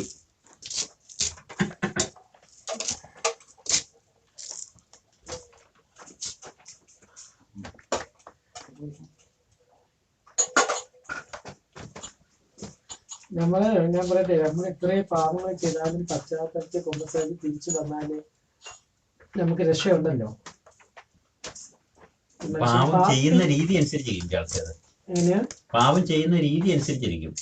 അതനുസരിച്ച് അതിന്റെ അളവനുസരിച്ചിരിക്കും. അളവല്ല, ഈ അത് നമുക്ക് ഈ പാവം പിന്നെയും ചെയ്യാം, പിന്നെയും കുമ്പസാരിക്കാന്നുള്ള ഒരു തരം അയഞ്ഞ നിലപാടുണ്ടല്ലോ. അത് ആ നിലപാട് ശരിയല്ല. അതൊരു ദൈവത്തിന് മുമ്പിലെ സഭയുടെ പഠനത്തിൽ അത് അങ്ങനെ നമ്മൾ കുമ്പസാരത്തിന് പൂർണ്ണ കുമ്പസാരമല്ലെന്നാ അത് പറയുന്നത്. ഇപ്പൊ നമ്മള് കുമ്പസാരിക്കുന്ന പാവം നമ്മൾ വീണ്ടും ആവർത്തിക്കാനായിട്ട് നമ്മുടെ മനസ്സിലെ നമ്മുടെ അണ്ടർസ്റ്റാൻഡിങ് അതാന്ന് കൂട്ടിക്കും. പിന്നെ നമ്മൾ കുമ്പസാരിച്ച് കഴിഞ്ഞാൽ നമുക്കുണ്ടാകുന്ന ഒരു ബലഹീനതയല്ല. നമ്മൾ കുമ്പസാരിക്കാൻ പോകുമ്പോൾ ഞാൻ ഉദാഹരണം പറയാം, മൊബൈലിൽ ഒരു മോശപ്പെട്ട പടം കാണുന്ന നമ്മുടെ ഒരു ബലഹീനത. നമ്മൾ കുമ്പസാരിക്കാൻ പോകാന്ന് കൂട്ടിക്കും. നമ്മളിത് കുമ്പസാരിച്ച് പിന്നെ കാണുമെന്നുള്ളത് നമുക്കൊരു അണ്ടർസ്റ്റാൻഡിങ്ങിലാണെങ്കിൽ എന്ന് പറഞ്ഞാൽ നമുക്കറിയാം നമുക്കത് സ്ട്രോങ് ആയിട്ടുണ്ടോ വേണ്ടെന്ന് അതുപോലെ സ്ട്രോങ് ആയിട്ട് വെച്ചിട്ടുണ്ടോ എന്ന് നമുക്കറിയാം. അപ്പൊ ആ ഒരു അയഞ്ഞ നിലപാടിൽ നമ്മൾ കുമ്പസാരിക്കാൻ പോകുന്നെങ്കിൽ ആ കുമ്പസാരം പൂർണ്ണ കുമ്പസാരമല്ല. കാരണം നമ്മൾ ദൈവത്തെ വഞ്ചിക്കുക. നമ്മളൊരു തരവേ പൂർണ്ണ കുമ്പസാരത്തിന്റെ യോഗ്യതകളുടെ സഭ കുറെ കാര്യങ്ങൾ പറയുന്നുണ്ട്. അത് പൂർത്തിയായാലേ കുമ്പസാരത്തിന്റെ പൂർണ്ണ ഇത് കിട്ടത്തുള്ളൂ, നമുക്ക് പൂർണ്ണ പാപം. ചിലര് ഒരു കുമ്പസാരം കഴിഞ്ഞ് 2 ദിവസം കഴിയുമ്പോൾ പിന്നെയും ആ പാവത്തെ പിന്നെയും കുമ്പസാരിക്കും. അത് അങ്ങനത്തെ ഒരു ലൈസൻസ് അല്ല കുമ്പസാരം വെച്ചിരിക്കുന്നത്. കുമ്പസാരം വെച്ചിരിക്കുന്നത് നമുക്ക് അതുപോലെ ഒരു കൃപയുടെ ഇത് തുറക്കാനാണ്. അത് ഓരോന്നും നമ്മൾ സീരിയസ് ആയിട്ട് എടുക്കുന്നില്ല. നമ്മൾ ഇതിനെ എല്ലാം ലൈറ്റ് ആക്കി ഒരു കാര്യങ്ങളെ മുഴുവൻ ദൈവം വെച്ചിരിക്കുന്നത് ഇത് ദൈവിക സംവിധാനമാണെന്ന്. ഇപ്പൊ നമ്മളിപ്പം പുതിയ നിയമത്തിൽ ദൈവം ഈശോ ഇതുപോലെ മധ്യസ്ഥം വഹിച്ചിട്ടാ. പഴയ നിയമം ഒന്ന് വായിച്ചു നോക്കി. പഴയ നിയമത്തിൽ ഒരു കുഞ്ഞ് കാര്യം ചെയ്താൽ പോലും അവര് ബലിപീഠത്തിൽ മരിച്ചു വീഴുക. കഴിഞ്ഞ ദിവസം ഞാൻ വായിച്ച ലേവിയുടെ മക്കള് 2 പേര് വേറെ ഒന്നും ചെയ്തില്ല, തീക്കകത്ത് കുന്തിരിക്കോട്ട് കത്തിച്ചു കൊടുത്തു. ദൈവം അങ്ങനെ കൽപ്പിച്ചിട്ടില്ല. 2 പേരും അവിടെ മരിച്ചു വീഴുക ബലിപീഠത്തിൽ. അത്രയും വലിയ ഗൗരവ ശിക്ഷ അന്നേരം കൊടുത്തോണ്ടിരിക്കുക. വേറെ എങ്ങനെ ഞാൻ വായിച്ചിട്ടുണ്ട്, കാൽച്ചട്ട ഈ അടിവസ്ത്രം കണ്ട് ധരിക്കാതെ ബലിപീഠത്തേക്ക് കയറി അവര് മരിച്ചു വീഴും അവിടെ. ഞാൻ മറന്നുപോയത് പണ്ട് കണ്ട് വായിച്ചത്. അപ്പൊ അങ്ങനെ കുഞ്ഞു കാര്യങ്ങളെ നമ്മൾ നോക്കുമ്പോൾ ഇത് ഒരു കുന്തിരിക്കം തീക്കകത്തിട്ട് കൊതിക്കുന്ന വല്ല കുഴപ്പമുണ്ടോ? പക്ഷെ ദൈവം അങ്ങനെ കൽപ്പിക്കാത്തത് ചെയ്തുകൊണ്ട് ഒരു 2-3 ദിവസം മുമ്പ് ഞാൻ വായിച്ച ഒരാഴ്ച മുമ്പ് പഴയ നിയമത്തിൽ അങ്ങനെയാണ്. ഇപ്പം നമ്മൾ സമീപിക്കുന്ന എങ്ങനെ എന്തേരെ ഒരു ലാഭത്വത്തോടെ ദൈവത്തിന്റെ കാര്യങ്ങളെ സമീപിക്കുന്നു. ദൈവത്തിന്റെ വിശുദ്ധ ബലിപീഠത്തെയും ഇപ്പൊ ആധുനിക പുണ്യാണ് ഇങ്ങനെ ഈ പുസ്തകത്തിൽ ഇങ്ങനെ പറഞ്ഞിട്ടുണ്ടല്ലോ, ഈ ആൾക്കാരെ ഒരു ദിവസം പുണ്യാളിന് ഇങ്ങനെ ചാപ്പലിൽ ഇരുന്ന് പ്രാർത്ഥിച്ചുകൊണ്ടിരുന്നു കഴിഞ്ഞപ്പോ ദേവാലയത്തില് ഒരു ബ്രദർ ഒരു സൗണ്ട് കേട്ടു. അപ്പൊ ജയമാല ചൊല്ലിക്കൊണ്ടിരിക്കുക. അപ്പൊ ദേവാലയത്തിലേക്ക് നോക്കി ഒരു ബ്രദർ ഇന്നിങ്ങനെ അടിച്ചോണ്ടിരിക്കുന്നു. അപ്പം പുണ്യാളെന്ന് ചോദിച്ചു കഴിഞ്ഞപ്പോ എന്താ ബ്രദർ അടിക്കണേന്ന് ചോദിച്ചു കഴിഞ്ഞപ്പോ ഞാൻ വർഷങ്ങൾക്ക് മുമ്പ് ഇവിടെ ഉണ്ടായിരുന്ന ബ്രദറെ മരിച്ചു പോയിട്ട് അതിന്റെ ഞാൻ ദേവാലയത്തില് ആൾത്താരയിൽ നോക്കി കുമ്പിടാതെ സക്രാരി കുമ്പിടാതെ പോയതിന്റെ പാപരിഹാരമായിട്ട് ശുദ്ധീകരണ സ്ഥലത്ത് നിന്ന് വിട്ടിരിക്കുന്ന തന്നെ അങ്ങനെ ഒരു ചിന്ത. അപ്പൊ അത് അത്ര ഗൗരവമാണോ? ചെറിയൊരു പാവത്തിന് പോലും ശുദ്ധീകരണ സ്ഥലം. അതപ്പോ അറിവില്ലായ്മയല്ലേ അത് ശരിക്കും? അത് പക്ഷെ നമ്മുടെ പഴയ നിയമം ഞാനും അങ്ങനെ ചിന്തിച്ചുകൊണ്ടിരുന്നേ. പഴയ നിയമത്തിലെ പലതിനും പറയുന്നത് നിങ്ങളുടെ അറിയില്ലായ്മ പോലും ആണ് ഇത് ചെയ്തതെങ്കിൽ പോലും പാപപരിഹാരം ചെയ്യണമെന്ന് പറഞ്ഞുകൊണ്ട് അതിനകത്ത് പറഞ്ഞിരിക്കുന്നത്. അറിയില്ലായ്മ പോലുമേ നമ്മൾ അറിയില്ലായ്മ എന്ന് നമുക്ക് പറയാൻ പറ്റത്തില്ലായിരിക്കും. നമ്മളത് ശ്രദ്ധിക്കാതെ നമ്മള് എന്തുകൊണ്ട് എനിക്ക് പറ്റിപ്പോയി, എന്തുകൊണ്ട് ശ്രദ്ധിച്ചില്ല എന്നുള്ളത് നമ്മൾ ചോദിക്കുന്നില്ല. നമ്മളെന്ത് ആലോചനയാണ് നമ്മൾ ചെയ്യുന്നറിയോ? എനിക്കിത് അങ്ങനെ പറ്റിപ്പോയി, ഞാനിതൊന്നും എന്തുകൊണ്ട് ഇത് ഉത്സാഹിച്ചില്ല എന്ന് നമ്മൾ ചോദിക്കുന്നില്ലല്ലോ. ഈ കാര്യങ്ങൾ ശ്രദ്ധിച്ചില്ലല്ലോ, അതുകൊണ്ടല്ല നമുക്ക് ഈ പറ്റിപ്പോകുന്നത്. നമ്മൾ തിരിച്ച് ശരിക്കും നമ്മളെ ആത്മവഞ്ചകരായിട്ടാണ് നമ്മൾ പലപ്പോഴും നമ്മളോട് തന്നെ വർദ്ധിക്കുന്നേ. നമ്മളോട് സീരിയസ് ആകുന്നില്ല. നമ്മളോട് ഭയങ്കര ദാക്ഷിണ്യത്തിലും ഭയങ്കര കാരുണ്യം നമ്മൾ കാണിക്കുന്നത്. ഒരു കർത്താവ് അപ്പൊ നമ്മളെ ഓരോ സ്ഥലത്ത് കൊണ്ടുപോയിട്ടിട്ട് അവിടെ നമുക്ക് മുമ്പിൽ എന്തെങ്കിലുമൊക്കെ ഇത് സൗഖ്യങ്ങൾ ഇതൊക്കെ കാണിച്ചു തരുന്ന നമ്മുടെ വിശുദ്ധീകരണത്തിന് വേണ്ടിയല്ലേ ശരിക്കും? അത് മറ്റുള്ളവരെ ആ കൂടത്തിൽ മറ്റുള്ളവർ നടന്നോളുമല്ലോ. ഇപ്പൊ ഒരാൾ വിശദീകരിക്കപ്പെട്ടാൽ തന്നെ ജോണി തീയൊന്നും പഴയ വിറക് പഴയ വിറകുണ്ടെങ്കിൽ അതിനെ അടിയിൽ നിന്ന് എടുത്ത് വെക്കാവോ? മറ്റേ പുകയുന്ന വിറക് അത് അതിനെ തുറന്നിട്ട് അപ്പുറത്തുനിന്ന് എടുക്കാവോ? വന്നു അതിന്റെ അടിയിൽ ഇരിപ്പുണ്ടെന്ന് തോന്നേ. ഇത് പുകയോ ഉള്ളൂ. ഈ പഴയ നിയമത്തിലെല്ലാം ശിക്ഷയാണല്ലോ എല്ലാത്തിനും വായിക്കുന്നത്. നമുക്കൊരു സൂചനയായിട്ട് തന്നിരിക്കുന്നതാണ്. പക്ഷെ ഇപ്പൊ നമ്മള് പറയുന്ന പഴയ നിയമം വായിക്കേണ്ടെന്നും പറയുന്നുണ്ട്. ചില അതുപോലെ പുതിയ നിയമം മാത്രം പഠിച്ചാൽ സഭ പറയുന്നില്ല. ചില വ്യക്തികളില്ല. അത് നമ്മള് സഭ പറയുന്നത് നമുക്ക് കേൾക്കാൻ പറ്റത്തുള്ളൂ. സഭ പറയുന്നത് പൂർണ്ണമായിട്ടാണ് എല്ലാം കൂടെ നിൽക്കുന്നതേ. ദൈവത്തിന്റെ രക്ഷാകര വെളിപ്പെടുത്തല് പഴയ നിയമം പുതിയ നിയമത്തിലും ഒരുമിച്ചാണ് കിടക്കുന്നത്. മുഴുവന്റെ സമഗ്രതയിലാണ് അതിന്റെ എടുക്കേണ്ടത്. അതുകൊണ്ട് അത് അങ്ങനെ ഒറ്റപ്പെട്ടെടുത്താൽ ഞാൻ ഇവരോടൊക്കെ ഇടയ്ക്ക് ഒരു ആകരണം പറയുകയും, അതായത് തേങ്ങയുടെ ചകിരി അങ്ങോട്ട് മാറ്റി കളഞ്ഞിട്ട് നമ്മൾ പൊതിച്ച തേങ്ങ കൊണ്ട് നട്ടാൽ കിളുത്ത് വരുമോ? ഇല്ല, കിളുത്ത് വരത്തില്ല. അപ്പൊ നമ്മൾ ചോദിക്കുന്ന ചകിരിക്ക് എന്തെങ്കിലും സ്വാധീനമുണ്ടോ? നമ്മൾ നോക്കി കളഞ്ഞ കുറെ ചകിരി ഇരിക്കുന്നു, പക്ഷെ ചകിരി പൊളിച്ച് കളഞ്ഞാൽ പിന്നെ തേങ്ങ കിളുക്കത്തില്ല. വേറെ കുഴപ്പമൊന്നുമില്ല, അരച്ചു കൂട്ടാം എന്ന് പറഞ്ഞ പോലെ പഴയ നിയമം അങ്ങനെയുള്ള പ്രധാനപ്പെട്ട കാര്യങ്ങൾ നമ്മൾ ഓർക്ക് ഇത് നോക്കിക്കഴിയുമ്പോൾ ഇതിന് പ്രധാനപ്പെട്ട കാര്യമൊന്നും കാണത്തില്ല, പക്ഷെ അത് പ്രധാനമുണ്ട് അതിനകത്തല്ല. ഒരു ലൈഫിനെ സംബന്ധിച്ചിടത്തോളം എന്തോ ഒരു പ്രത്യേകതയുണ്ട് അതിന്. അപ്പൊ ഇതിനെല്ലാം പ്രാധാന്യമുണ്ട്. സഭ അങ്ങനെ പഠിപ്പിക്കുന്നത്. നമ്മൾ വേറെ ആരും അത് എത്ര വലിയ ധ്യാനഗുരുക്കൾ ആര് പറഞ്ഞെന്ന് പറഞ്ഞാലും സഭയുടെ കാറ്റഗിസം എന്നാ പറയുന്നതെന്ന് നമ്മൾ നോക്കണം. മാത്രം വഴിയുള്ള അതിനെ മാർസിയോണിസം എന്നൊരു ഭാഷണ്ടതയായിട്ട് സുവിശേഷം മാത്രം മതി, മാത്രം അങ്ങനെ ഒരു ഭാഷണ്ടതയായിട്ട് മാർസിയോണിസം ഭാഷണ്ടതയായിട്ട് കാര്യം അതാണ് യോനി മാറ്റിയോ എടുത്തു വേണം അപ്പുറത്തൊന്നും. ഇച്ചിരി ശുദ്ധീകരണം നടക്കാനായിരിക്കും. മോനെ ഇല്ല അല്ല അവിടെ ഇരുന്നോ? പറഞ്ഞിരിക്കും ഇപ്പൊ മട്ടം പറഞ്ഞു പോകാറായില്ല. അയ്യോ അങ്ങനെയൊന്നും ചിന്തിക്കുമ്പോഴേ അപ്പൊ അങ്ങനെ നമ്മളിലേക്ക് ഒരു സീരിയസ്നെസ്സിലേക്ക് വരിക എന്നുള്ളതാണ് നമ്മുടെ ഈ നമ്മുടെ ഈ ചൂസ് ചെയ്യുന്ന ഇങ്ങനെ ഇതൊക്കെ ദൈവം പെട്ടെന്ന് അതിന്റെ ഇതായിക്കോളും. ഇതിനെക്കുറിച്ച് ഒത്തിരി ഗൗരവം നമ്മൾ ആലോചിക്കൊന്നും വേണ്ടല്ലോ. ബാക്കി ഈ വചനം അനുസരിച്ച് ജീവിക്കാനുള്ള, ദൈവരാജ്യം അവിടുത്തെ നീതി അന്വേഷിക്കാനുള്ള അത് പ്രധാനമായിട്ട് എടുത്ത് ബാക്കി നമ്മൾ ഉദ്ദേശിക്കാത്ത രീതിയിൽ നമ്മൾ എന്തു ആക്കാം ദൈവത്തിനെ ഭൂമി ജീവിക്കാനുള്ള. ഇപ്പൊ നമ്മളിവിടെ ഇരുന്ന് പറയുന്നതുകൊണ്ട് നമുക്ക് അതിൻ്റെ ഒരു ധൈര്യം ഉണ്ടല്ലോ. നമുക്ക് എന്തെങ്കിലും കുഴപ്പം ദൈവം വരുത്തുന്നുണ്ടോ? ഈശോയ്ക്ക് വേണ്ടി ഇങ്ങനെ ഇന്ന് വരെയും അത് ബൈബിളിൽ തന്നെ ചോദിക്കുന്നുണ്ട്, ദൈവത്തിന് വേണ്ടി ഇറങ്ങി തിരിച്ച് ആർക്കെങ്കിലും എന്തെങ്കിലും വന്നതായിട്ട് കേട്ടിട്ടുണ്ടോ എന്ന് ചോദിച്ചിട്ടുണ്ട്. ദൈവം ചോദിക്കുന്നില്ല. ഈശോയ്ക്ക് വേണ്ടി ഇറങ്ങി തിരിച്ച് ഈശോയ്ക്ക് വേണ്ടി അങ്ങനെ പോയി കഴിഞ്ഞാൽ നമുക്കൊന്നിനും കുറവ് വരുത്തുന്നില്ല എന്നുള്ളത്. അത് മെറ്റീരിയൽ ആയിട്ടുള്ള ഇപ്പൊ നമുക്ക് പൈസയ്ക്ക് ഒരു കുഴഞ്ഞാൽ എനിക്കൊരു യാത്രയാണ് ഓരോ ദിവസം ഒരു 100 രൂപ ഏറ്റവും കുറഞ്ഞ വണ്ടിക്കൂലിയുണ്ട്. 100 രൂപ 120 രൂപ അങ്ങനെയൊക്കെ ഇതുകൂടിയാവും. ഇതുവരെ എന്നേലും കുറയ്ക്കുന്നുണ്ട്. ദിവസത്തെ ഒന്ന് കണക്കൂട്ടി നോക്കി, ഓരോ 10-100 ദിവസം ആകുമ്പോൾ 100 രൂപ വെച്ച് കണക്കൂട്ടി നോക്കി എത്ര 1000 രൂപ ആവുന്നുണ്ട്. അതെല്ലാം കിട്ടുന്നില്ലേ? നമ്മൾ ആലോചിച്ചാൽ കിട്ടുമോ? ഇപ്പം പണി ചെയ്യുന്നവർക്ക് നല്ല ഉദ്യോഗസ്ഥന്മാർക്ക് ഇത്തരം പൈസ കിട്ടുന്നില്ല. കാര്യങ്ങളെ നമുക്കെല്ലാം ഈശോ തരുന്നുണ്ട്. നമ്മൾ ആലോചിച്ച് ഇവിടെ ആരെയും ഈ പട്ടിക്കാട്ടി കൊണ്ടുതരാൻ ആരെയും കാണുമോ? ദൈവത്തിന് ഇതുണ്ട്. അത് നമ്മൾ ഏതാനും പേരുടെ വിഷയം മാത്രം. എന്തോ 22 വർഷം എന്ന് പറയുന്ന ഈ ഭവനത്തിൽ വന്നിട്ട് 22 വർഷം 26 അപ്പൊ ഇങ്ങനെ ഒരു സെയിം അനുഭവങ്ങളാണോ ഒരു നമുക്കുണ്ടായിരുന്ന കണക്ഷനിൽ തന്നെ നിന്നുകൊണ്ടുള്ള ഒരു യൂണിഫോം സാധനമാണോ, അതെയോ അതിലും കുറെ അപ്പ് ആൻഡ് ഡൗൺസോ അല്ലെങ്കിൽ ഇടയ്ക്ക് ഓരോ ഭയങ്കരമായ ഭയങ്കരമായ എക്സ്പീരിയൻസുകളോ അങ്ങനെയൊക്കെയാണോ, അതെയോ ഈ ലൈഫ് പോകുന്നോ? ഇടയ്ക്ക് ഭയങ്കരമായ വിഷമവും ഇടയ്ക്ക് ഭയങ്കരമായ സന്തോഷങ്ങളും അങ്ങനെ ലൈഫ് എന്ന് പറയുന്നത് ഇതൊരു ഗ്രോത്ത് ആണല്ലോ. ഈ ഗ്രോത്തിന്റെ ഇടയ്ക്ക് ഉണ്ടാകുന്ന അവസ്ഥകൾ നമുക്കെല്ലാം ഉണ്ടാകാതെ അത് നമ്മളെ ശരിക്കും നമ്മൾ താഴെ ഇരുന്ന് പറഞ്ഞ പോലെ നമ്മളെ വിലകെട്ട ലോകങ്ങളെ നമ്മളെ ഒരുക്കി കളയാൻ വേണ്ടി നമ്മളെ വിശദീകരിക്കണമെന്ന് ദൈവത്തോട് നമ്മൾ പ്രാർത്ഥിക്കുമ്പോൾ നമ്മളെ അഗ്നി വെക്കും. അത് 7 പ്രാവശ്യം എന്നാ ബൈബിള് പറയുന്നത്. 7 പ്രാവശ്യം നമ്മളെ ശുദ്ധീകരിക്കും എന്നാണ്. സ്വർണത്തെ എന്ന് പറഞ്ഞ പോലെ നിന്നെ അഗ്നിയിൽ 7 പ്രാവശ്യം ശോധന ചെയ്യും. അപ്പൊ ഈ 7 പ്രാവശ്യം ശോധന ചെയ്യുന്നത് നമ്മുടെ ജീവിതത്തിന്റെ മരണത്തിന് മുമ്പ് നമ്മൾ ദൈവത്തിന് വിട്ടുകൊടുത്ത് തരുമ്പോൾ എങ്ങനെയും ഒക്കെ വരുമല്ലോ. അപ്പൊ അത് നമ്മളിപ്പോ കൊച്ചുദാസയുടെ ജീവിതം വായിക്കുമ്പോൾ കൊച്ചുദാസയുടെ പണം വെച്ച് കഴിയുമ്പോൾ നല്ല മിടിക്ക് സുന്ദരിയായ കൊച്ച് നാളെ മരിച്ച ദിവസമാണ്, നാളെ കഴിഞ്ഞാൽ ഫീസ്റ്റ് ആഘോഷിക്കുന്നത്. പക്ഷെ കൊച്ചുദാസ ദൈവസ്നേഹത്തെ കുറിച്ച് എഴുതിയത് നമ്മളിപ്പോ നല്ല ടേബിളിൽ ഇരുന്നിട്ട് നല്ലപോലെ ശാന്തമായിട്ടിരുന്ന ആണ് ദൈവസ്നേഹത്തെ കുറിച്ച് എഴുതിയെന്ന് നമ്മൾ വിചാരിക്കരുത്. കൊച്ചുദാസ എഴുതിയപ്പം അന്ന് ചികിത്സയില്ലാതെ ഭയങ്കര വേദനയിലെ കരളെ ഇതിനകത്ത് ദ്രവിച്ച് അത് ഛർദ്ദിച്ച് രക്തവും കൂടെ കൂട്ടി ഛർദ്ദിച്ച് അവസാനം എന്ന് പറഞ്ഞാൽ ഒരു ജീവനും ഇല്ല, മരണശ്വാസം വലിച്ച് മരണവേദന എടുത്തുകൊണ്ടിരുന്നപ്പോഴേക്ക് അവസാനത്തെ വലിയ ദൈവസ്നേഹത്തെ കുറിച്ചുള്ള വലിയ കാര്യങ്ങൾ എഴുതിയത് കൊച്ചുദാസയെ കൊണ്ട് മതി. അപ്പൊ നമ്മൾ ഓർക്കുമ്പോൾ ഇത് ഓർക്കും, ഈ കൊച്ചുദാസയുടെ ആത്മകഥയൊക്കെ എടുത്ത് വായിക്കുമ്പോൾ ഇത് ഭയങ്കര ശാന്തമായിട്ട് എവിടെയെങ്കിലും ടേബിളിൽ ഇരുന്ന് അവസാനം ഇങ്ങനെ പേന കയ്യിൽ നിന്ന് പോവുക, ഈ ജീവൻ പോയേ. അത്രയും എന്ന് പറഞ്ഞാൽ നമുക്ക് ഊഹിക്കാൻ പറ്റത്തില്ല. മരണവേദന എടുത്ത് കരള് ഛർദ്ദിച്ചുകൊണ്ടിരിക്കുമ്പോൾ ദൈവത്തിന്റെ സ്നേഹത്തെ കുറിച്ച് എഴുതാന്ന് പറയുന്നത് ഓർത്ത് നോക്കി. അപ്പൊ നമ്മൾ ഓർക്കുന്ന ഇവരുടെ സെയിന്റ് ആണ്, അവരുടെ ജീവിതം നമ്മൾ എടുത്ത് നോക്കണം. ഇപ്പൊ സെന്റ് പോള് പൗലോസ്ലീഹ ദൈവരാജ്യവും അവിടുത്തെ നീതിയും ലോകത്തിൽ ഏറ്റവും കൂടുതൽ അന്വേഷിച്ചത് പൗലോസ്ലീഹ ആയിരിക്കും, അല്ലേ?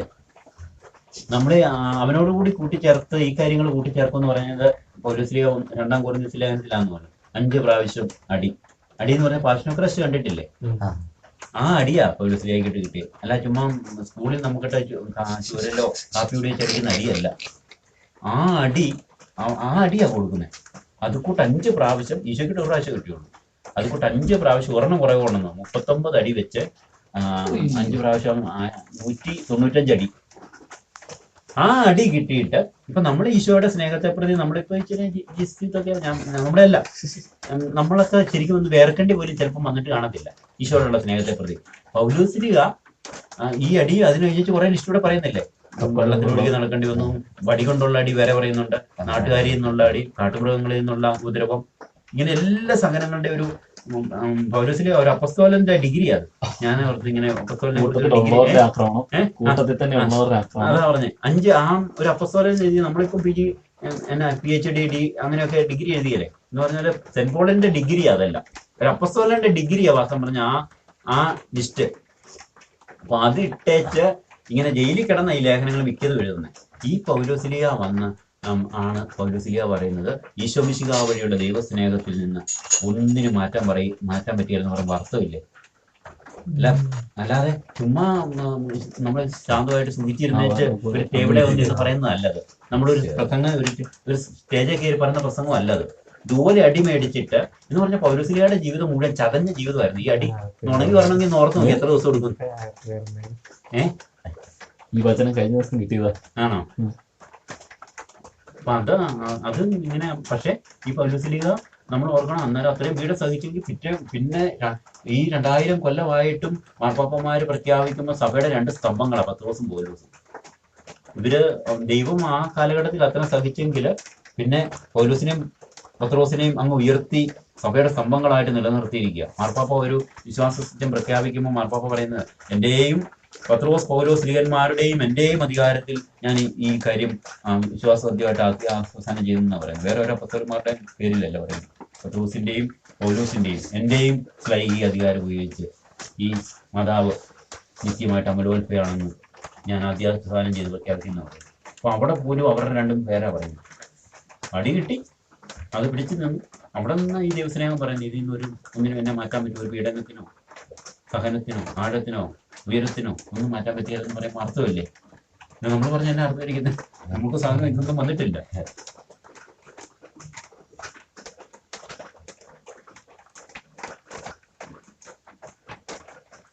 ഇതെല്ലാം സയന്റിഫിക്കേഷനാണ്. നമ്മൾ ആ ദൈവത്തിന്റെ ആ നല്ല ആരാണ് നമ്മളെ ഇത് ചെയ്യുന്നത്? അത് സ്നേഹത്തിന്റെ പൂർണ്ണതയുള്ള ആ ജ്ഞാനമാണ് നമ്മളെ വിശദീകരിക്കുന്നത്.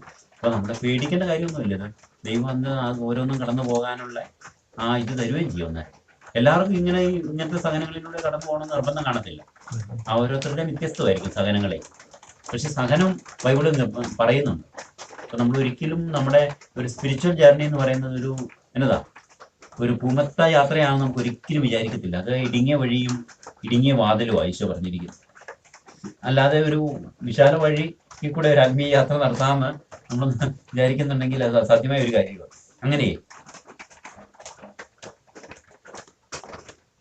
വഴിയല്ലേ അല്ല, അത് തന്നെ ബ്യൂട്ടി അല്ലല്ലോ. നമ്മൾ തന്നെ നല്ലപോലെ ആലോചിച്ച് കഴിഞ്ഞാൽ നമ്മള് എപ്പോഴും നമുക്കിപ്പോ നമുക്ക് വലിയ ആഡംബരത്തിൽ അങ്ങ് പോകുന്നില്ല. എന്താ അർത്ഥമായിരിക്കും? നമ്മളെ ആൾക്കാർ ചുമ്മാ പ്രശംസിക്കുന്നത് അല്ലേ? നമ്മൾ നോക്കിയപ്പോൾ ഒരാഴവും ഇല്ലായിരുന്നു. ആൾക്കാർ ഭയങ്കര ഇതാന്നൊക്കെ പറഞ്ഞുകൊണ്ടിരുന്നിട്ട് വല്ല കാര്യമുണ്ട്? നമുക്ക് നമ്മുടെ മനസ്സാക്ഷിയിൽ അറിയാം നമ്മൾ ഇതൊന്നും അല്ല.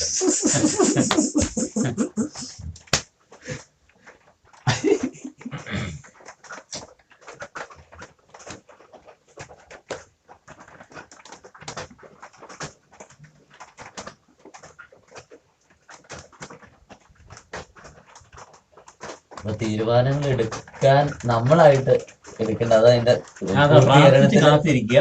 നമ്മളിങ്ങനെ പോയിക്കൊണ്ടിരിക്കുക.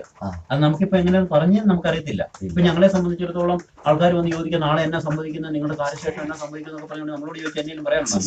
ഒന്നുമില്ല. നമുക്ക് ഒരു പരിഭവവും ഇല്ല. നാളത്തെ കുറിച്ച് ഒരു പ്രശ്നമില്ല. നമുക്ക് ആരും നോക്കൂ. ഇപ്പോൾ നമ്മളെല്ലാത്തിനും പേടിക്കുന്നത്. നമ്മുടെ മരിച്ച എവിടെ അടക്കും? നമ്മളെല്ലാത്തിനും അല്ലെങ്കിൽ ആൾക്കാരെ ഞങ്ങളോട് വന്നിട്ടുണ്ട് നിങ്ങൾ മരിച്ച എവിടെ അടക്കും? മനുഷ്യൻ നമ്മളടക്ക് മണം വന്ന് കഴിയുമ്പോൾ എവിടെയാണ് നമ്മളെ കൂടിച്ചിട്ടോടെ നമ്മളെല്ലാം ഇത്ര പേടിക്കണ്ടേ. അങ്ങനെ ചോദിക്കാറുണ്ടോ? പിന്നെ എവിടെ അടക്കുമെന്നൊക്കെ ചോദിച്ചിട്ട് ആൾക്കാർ ഉള്ളിൽ ചില ഉത്തരങ്ങൾ പറയാതാ പറയുന്നില്ല. എന്റെ ഉള്ളിൽ ചില ഉത്തരങ്ങൾ ഞാൻ പറയും, പക്ഷെ അത് പറയുന്നില്ല. എവിടെ അടക്കുമെന്ന് ചോദിക്കും. അതെനിക്ക് മനസ്സിലായി.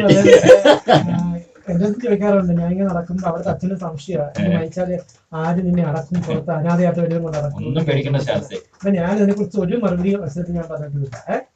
നീ മരിച്ചാല് ഞാൻ എവിടെ ആരും അടക്കും, നിന്നെ ആരും നോക്കും, ഇങ്ങനെയൊക്കെയാണ് ചോദിക്കുന്നതാണ്.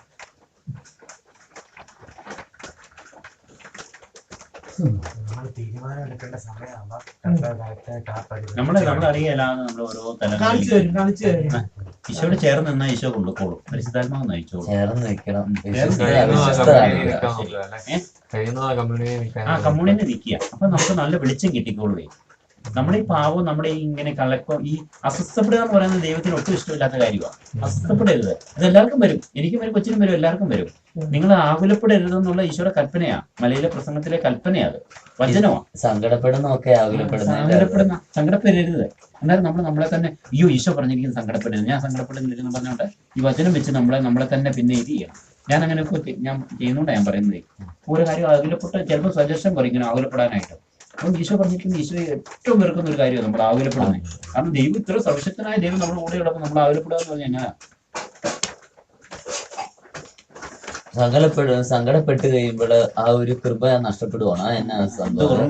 കാരണം സങ്കടപ്പെടുക എന്നൊക്കെ പറഞ്ഞാൽ സങ്കടം ആകുലതയാണല്ലോ. അത് ഒരു ഈ ഭാരം വെക്കുക എന്ന് പറഞ്ഞു കഴിഞ്ഞാൽ ഭാരം വെക്കുക എന്ന് പറഞ്ഞാൽ സങ്കടപ്പെടുന്നതാണ് ആയിരിക്കും. നമ്മളത് ആ ദൈവത്തിന്റെ ആ വലിയ സ്നേഹത്തിനും പരിപാലനയിലും നമ്മൾ ഇതങ്ങ് ചെയ്യാത്തതാണല്ലോ. അത് ചില സമയത്തൊക്കെ ഇങ്ങനെ സങ്കടമൊക്കെ ഹൃദയത്തിൽ വലിയ ഭാരം വരുന്നവരെ തോന്നുന്നു. അത് ശരിയായിരിക്കും, അതൊരു ഘനീഭവിക്കുന്നതായിരിക്കും. അതെ, നമ്മള് ആ ദൈവത്തിന്റെ ആ വലിയ എന്റെ ഭാരം കട്ടി കുറഞ്ഞാന്നല്ലേ ഈശോ പറയുന്നത്. അപ്പം ഞാൻ ശാന്തശീലനും വിനീത ഹൃദയനുമാണ്. അപ്പൊ ഈശോയുടെ ശാന്തശീലത്തെ വിനീത പിതാവ് പറയുന്ന എല്ലാം ഈശോ അത് മാത്രമേ ചെയ്യുന്നുള്ളൂ. അപ്പൊ ആ വചനം അനുസരിച്ചുള്ള ജീവിതമായിരുന്നു ഈശോയുടെ. പിതാവ് കാണിച്ചു തരുന്ന മാത്രം ചെയ്യുന്നു. ഒരു പൊട്ടൻകുട്ടിയെ പോലെ ഈശോ ഇങ്ങനെ നിൽക്കുക. അങ്ങനെ നമ്മൾ അങ്ങനെ നിന്നാൽ മതി. ഭാരം കുറഞ്ഞാണെന്നാ അത് ലൈറ്റ് അല്ലേ നമ്മള് ഈശോയുടെ കൂടെ ചേർന്ന് നമുക്ക് ഭാരമൊന്നുമില്ല. നമ്മൾ നാളെ കുറിച്ച് ആകുലപ്പെടേണ്ട കാര്യമല്ലോ.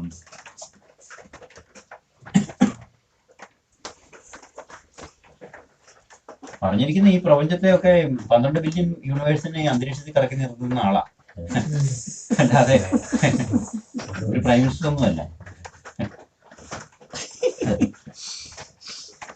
ഒരു പിടുത്തമില്ലാതെ ഇതിനെയൊക്കെ നമ്മളത് വിശ്വസിക്കാത്തോണ്ടാണ് നമുക്ക് പറ്റുന്നേ. ഈ ഭൂമി നിൽക്കുന്നതിനെ ഒന്ന് ആലോചിച്ചാൽ തന്നെ അല്ലേ മതി. വചനത്തെ ഇങ്ങനെ നിൽക്കണമെന്ന് പറഞ്ഞാൽ അത് നിന്നോണ്ടിരിക്കുക, അത് ഇങ്ങനെ കറങ്ങണമെന്ന് പറഞ്ഞാൽ അത് ഇറങ്ങിക്കൊണ്ടിരിക്കുക. 2 വചനം പറഞ്ഞാൽ അത് ഒരു മാറ്റമില്ല, അതനുസരിച്ചുകൊണ്ടിരിക്കുക. നമ്മളോട് ഇത്രയും വാചനങ്ങളൊന്നും പറഞ്ഞത് നമ്മളോട് ഒരു വിലയും കിട്ടുന്നില്ല.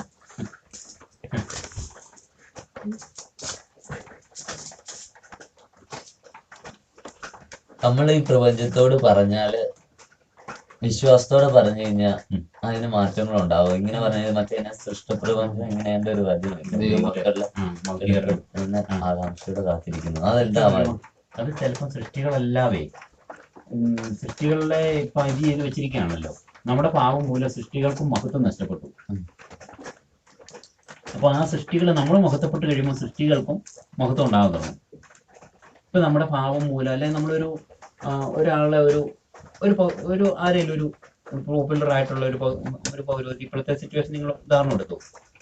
ഒരാള് ഒരു ഇതുണ്ടാകുമ്പോൾ അവരുടെ കുടുംബത്തിൽ മുഴുവൻ ഒരു ഇതല്ലേ ഉണ്ടാകുന്നത്. ഒരു പ്രീസ്റ്റ് എടുത്തു ഉണ്ടാകുമ്പോൾ കുടുംബത്തിന് മുഴുവൻ ഒരു ഇതല്ലേ ഉണ്ടാകുന്നത്, ഒരു ഷെയിമല്ലേ ഉണ്ടാകുന്നത് അല്ലേ?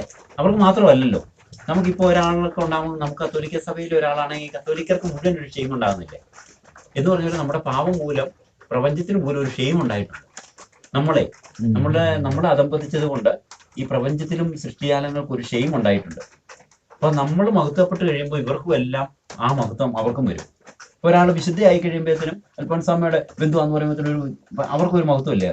ഇപ്പൊ ദാവീദ് അന്ന് വരെ ആട്ടിടയനായിരുന്നു. ദാവീദിനെ രാജാവാക്കി കഴിഞ്ഞപ്പോഴത്തേനും ദാവീദിന്റെ കുടുംബം റോയൽ ഫാമിലി ആയി. അന്ന് വരെ വെറുതെ ആട്ടിടയ ഫാമിലി ആയിരുന്നു. രാജാവാക്കി കഴിഞ്ഞപ്പോൾ റോയൽ ഫാമിലി ആയി. എന്ന് പറഞ്ഞാൽ നമ്മളൊരാൾ ദൈവ മക്കളാകുമ്പോൾ ഇവിടെ മുഴുവൻ ഇതാകുകയല്ലേ. ഇവിടെ നമ്മളുമായിട്ട് ബന്ധപ്പെട്ട റിലേറ്റഡ് ആയിട്ടുള്ള പ്രപഞ്ചം മുഴുവൻ ആ ഒരു റോയൽ ആകും എന്ന് പറഞ്ഞിട്ട് ഡിവൈൻ ആകും ബാക്കിയെല്ലാം. അന്നേരം അങ്ങനെ ദാവീദ് മാത്രമേ രാജാവായുള്ളൂ. പക്ഷെ രാജാവിന്റെ കുടുംബം മുഴുവൻ റോയൽ ഫാമിലിയായി എന്ന് പറഞ്ഞ പോലെ ഒരു സംഭവം ഇങ്ങനെ നമ്മുടെ മൊത്തപ്പെട്ട് കഴിയുമ്പോഴേ അതല്ലേ ഇവര് തൊട്ടൊരു തിരിച്ചുപാകില്ലേ. അവരുടെ ബാക്കി എല്ലാവരുടെ ശവക്കോട്ടയിൽ എന്നേലും എടുക്കുക നമ്മൾ കുഴിക്കാത്തുനിന്ന്. അൽപ്പം നമ്മുടെ ഇതിനകത്ത് മണ്ണ് പോലും എടുത്തുകൊണ്ട് വരുമല്ലോ വലിയ തിരിശേഷിപ്പായിട്ട്. അതിനെല്ലാം പൂജ അല്ല, അറപ്പല്ല നമുക്ക് എടുക്കാൻ പോലും. വലിയ പൂജയായിട്ട് എടുത്ത് വെള്ളത്തിൽ കുടിക്കുന്നു, ഇതെല്ലാം ചെയ്തു അതെല്ലാം ഇതാവുമല്ലേ. ശവക്കോട്ടയും ശവക്കോട് ഏറ്റവും എല്ലാം ഭീതിയുള്ള സ്ഥലമല്ലേ. അൽഫോൻസാമ്മയുടെ ശവകുടീരത്തിന്റെ പിള്ളേരെല്ലാം കുഞ്ഞു പിള്ളേരെല്ലാം കൊണ്ട് അതല്ല ഇവിടെ ആർക്കും പേടിയുണ്ടോ?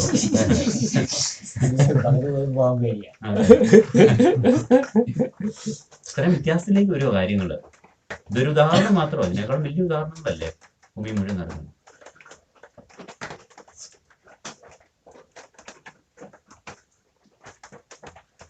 അതെ, ആ ഒരു നമ്മളിപ്പോഴും പിന്നെയും നമ്മളെ പറഞ്ഞെത്തുന്ന ആ ഒരു കർത്താവിന്റെ സ്നേഹം ഒരു കമ്മ്യൂണിറ്റിന്റെ ഒരു കാര്യമാണല്ലോ. അത് നമ്മൾ എഫേർട്ട് ഇട്ട് ഇടാം, പക്ഷെ അത് ഭയങ്കര മെക്കാനിക്കലായി പോകും നമ്മുടെ ഭാഗത്തു നിന്നുള്ള ഓരോ എഫേർട്ടുകൾ.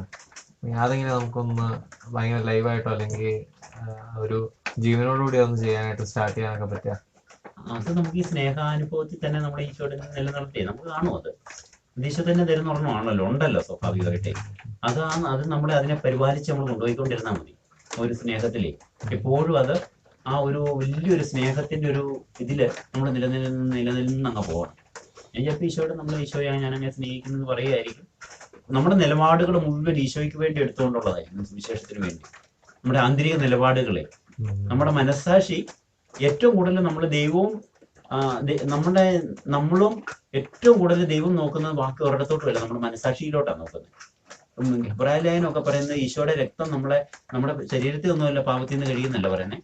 കോൺഷ്യൻസിനെ, നമ്മുടെ മനസ്സാക്ഷിയെ അതിന്റെ നിർജീവ പ്രവർത്തികളിൽ നിന്ന് എത്രമാത്രം കഴുകി വെളിപ്പാക്കിയാലെന്ന് ചോദിക്കുന്നത് ഹെബ്രായലേഖനത്തിലെ. മനസ്സാക്ഷിയാ കഴുകിയിരിക്കുന്നത് ഈശോയുടെ തിരുരക്തം. അപ്പൊ മനസ്സാക്ഷി ഹെബ്രായലേഖനത്തിൽ മലയാളത്തിൽ അത് എഴുതിയിട്ടില്ല. പെർഫെക്റ്റ് കോൺഷ്യൻസ് എന്ന് പറഞ്ഞുകൊണ്ടൊന്നും ഹെബ്രായലേഖനം പറയുന്നുണ്ട്. ഏറ്റവും പരിപൂർണ മനസ്സാക്ഷി അത് നമുക്ക് കിട്ടണം. അത് നമ്മുടെ ശ്രമം കൊണ്ടാകുന്ന. അന്നേരം ദൈവവും മനസ്സാക്ഷിയായിട്ടുള്ള ഭയങ്കര ഐക്യത്തിലാവും. ആ ഐക്യത്തിലായി കഴിയുമ്പോഴത്തേക്കും നമുക്ക് നമുക്കിപ്പോൾ പറയാൻ പറ്റത്തില്ല. അത് ഈ കാര്യങ്ങൾ വെളിപ്പെടുത്താന്ന് പറയുന്നതുപോലെ അതായി കഴിയുമ്പോൾ നമുക്ക് കിട്ടുന്ന അത് അങ്ങനെ നമ്മൾ പറഞ്ഞില്ലേ, പിള്ളേർ ഈ ജ്ഞാനികളിൽ നിന്ന് വിവേകികളിൽ നിന്ന് മറിച്ച് ഈ കാര്യങ്ങൾ ശിശുക്കൾക്ക് വെളിപ്പെടുത്തി എന്ന് പറയുന്നില്ലേ. ശിശുക്കൾക്കല്ലേ അത് അറിയത്തുള്ളൂ, ശിശുത്വത്തിനെ അത് അറിയത്തുള്ളൂ എന്ന് പറഞ്ഞാല് നമുക്ക് അന്നേരം കിട്ടും ഓരോ കാര്യങ്ങളുമേ. അപ്പൊ അത് നമുക്ക് ഇപ്പോൾ ഉള്ള അവസ്ഥ നമ്മൾ അതിനെ പരിപാലിച്ചുകൊണ്ട് സ്നേഹിച്ചുകൊണ്ടും ഇരിക്കുക. നമ്മുടെ നിയോഗങ്ങളെ നമ്മൾ സ്കാൻ ചെയ്ത് അതിനെ ഒരു സ്നേഹപൂർവ്വം ആക്കുക. ഈശോയോടുള്ള 2 തരമുണ്ട്. ഇപ്പം അന്ന് ഈ ഈശോ ജനിച്ച കാലത്ത്, ഈശോ ഇങ്ങനെ ഈ കാലത്ത് ജനിക്കും എന്നറിയാവുന്നത് കൊണ്ട് കുറെ വലിയ വീട്ടിലെയും രാജകുടുംബത്തിലെ പോലും ആൾക്കാര് സ്ത്രീകളെ കന്യാത്വം പാലിച്ച് ജീവിച്ചിരുന്ന പറഞ്ഞു. അതായത് ആറാന്ന് അറിയത്തില്ലല്ലോ ഈശോയുടെ അമ്മയാകാൻ പോകുന്നത്. അതുകൊണ്ട് അവർ ഒത്തിരി പേരും പാലിച്ചത് ഇങ്ങനെയാണ്, വരാനിരിക്കുന്ന മിശിഹായുടെ അമ്മയാകാൻ വേണ്ടി കന്യാത്വം എന്ന് പറഞ്ഞാൽ അവരാഗ്രഹിച്ച സ്നേഹം എന്ന് പറഞ്ഞാൽ മിശിഹായുടെ അമ്മ എന്നുള്ള സ്ഥാനത്തെ അവർ സ്നേഹിച്ച്. മാതാവ് മാത്രം എന്നെ സ്നേഹിച്ചെന്നറിയോ, മിശിഹായോടുള്ള സ്നേഹത്തെ പ്രതി കന്യാത്വത്തിൽ ജീവിച്ചു പോകുന്നു. രണ്ടും തമ്മിൽ വ്യത്യാസമുണ്ട്. ഒന്ന് മിശിഹായുടെ അമ്മ, ആ രാജാവിന്റെ അല്ലെങ്കിൽ രക്ഷകന്റെ അമ്മയാകാനുള്ള ആ സ്റ്റാറ്റസിന് വേണ്ടി ഇത് ചെയ്തു കന്യാത്വം ജീവിച്ചു പോകുന്നു. മാതാവ് ഈശോയോടുള്ള സ്നേഹത്തെ പ്രതി, ആ മിശിഹായോടുള്ള സ്നേഹത്തെ പ്രതി കന്യാത്വം പാലിച്ചു. രണ്ടും തമ്മിൽ വ്യത്യാസമില്ലേ? ആ വ്യത്യാസം നമ്മളിലും ഉണ്ടാകണം. ഈ വ്യത്യാസം നമ്മളിൽ എപ്പോഴും കാണും. നമ്മൾ പലപ്പോഴും ചിലപ്പോൾ നമ്മുടെ ഇപ്പോഴത്തെ ഒക്കെ സെർച്ച് എന്ന് പറഞ്ഞാൽ നമ്മുടെ ഒരു ജീവിതാന്തസം നമ്മൾ തിരഞ്ഞെടുക്കും. നമ്മളെപ്പോഴും പറയുന്നതല്ലേ, നമ്മൾ ഈശോ ഇത്രയും സ്നേഹിച്ച ദൈവത്തോടുള്ള നമ്മളൊരു സ്നേഹം വേണ്ടേ? അതാ നമ്മളെ ചിന്തിപ്പിക്കേണ്ട പ്രേരണ. അല്ലാതെ ചെയ്യുന്ന കാര്യങ്ങളാണെങ്കിലും ആ ഒരു കർത്താവിനെ ആ സ്നേഹമാണ് ഈശോയോടുള്ള സ്നേഹത്തെ പ്രതിയാകണം. അല്ലാതെ നമ്മളിപ്പം പലപ്പോഴും നമ്മുടെ ജീവിതത്തിൽ നമ്മൾ നല്ലൊരു വിശുദ്ധനാകാന്ന് പറയുമ്പോൾ പോലും ചിലപ്പോൾ നമ്മളായിരിക്കും അതിന്റെ സെന്റർ. നമ്മൾ മരിച്ചു കഴിയുമ്പോൾ രൂപക്കൂട്, അല്ല മരിച്ചു കഴിയുമ്പോൾ നല്ല അടക്ക്, നല്ല അങ്ങനെ ഒരു സൽപ്പേരൊക്കെ ആയിരിക്കും നമ്മൾ ചിലപ്പോൾ ചിന്തിക്കുന്നത്. അതാണ് നമ്മളിവിടെ തന്നെ നമ്മളാ സെന്റർ, ദൈവമല്ല. അപ്പൊ ഇത്രയും നമ്മളെ സ്നേഹിക്കുന്ന ദൈവത്തോടുള്ള നമുക്കത് വാക്കുകൊണ്ട് പറയാൻ പറ്റത്തില്ല, ഒരു സ്വാഭാവികമായിട്ട് തോന്നുന്ന ഒരു സ്നേഹമുണ്ട്, ഒരു അകാരണമായിട്ട് തോന്നുന്ന ഒരു സ്നേഹം. ആ സ്നേഹം നമുക്ക് വേണം. അതായത് മാതാവിനെ കുറിച്ചുള്ള ഒരു ധ്യാനത്തില് മാതാവിന്റെ മകനായിട്ടല്ല ഈശോ ജനിക്കുന്നെങ്കിലും മാതാവിന് ഇത് കുറഞ്ഞൊരു സ്നേഹം ഈശോയോട് കാണുമായിരുന്നു. അതാണ്. അതായത് മാതാവിന്റെ മകനായിട്ടാണ് ഈശോ ജനിച്ചത് കൊണ്ടല്ല മാതാവിന് ഇത്രയും ഈശോയോടുള്ള സ്നേഹം. മാതാവിന് ഈശോയോടുള്ള സ്നേഹം കൊണ്ട് തന്നെയാണ് ഈ സ്നേഹം. അല്ലാതെ മറിയത്തിന്റെ മകനായത് കൊണ്ടല്ല, മാതാവിന്റെ മകനോടല്ല ഈ സ്നേഹം, മകൻ എന്നുള്ള അത് ഈശോ എപ്പോഴും ഇത് ഇടയ്ക്കെല്ലാം ഇത് പറഞ്ഞുകൊണ്ടിരിക്കുന്നത്. എൻ്റെ അമ്മ എൻ്റെ പിതാവിന് ഇഷ്ടം നിറവേറ്റുന്നവനാന്നൊക്കെ പറഞ്ഞുകൊണ്ടിരിക്കുന്നത് അതുകൊണ്ടാണ്, അല്ലാതെ ജനിച്ചത് കൊണ്ടല്ല. പാലൂട്ടിയോ അതൊക്കെ പറയുമ്പോഴൊക്കെ ഈശോ അതല്ലേ പറയുന്നത്.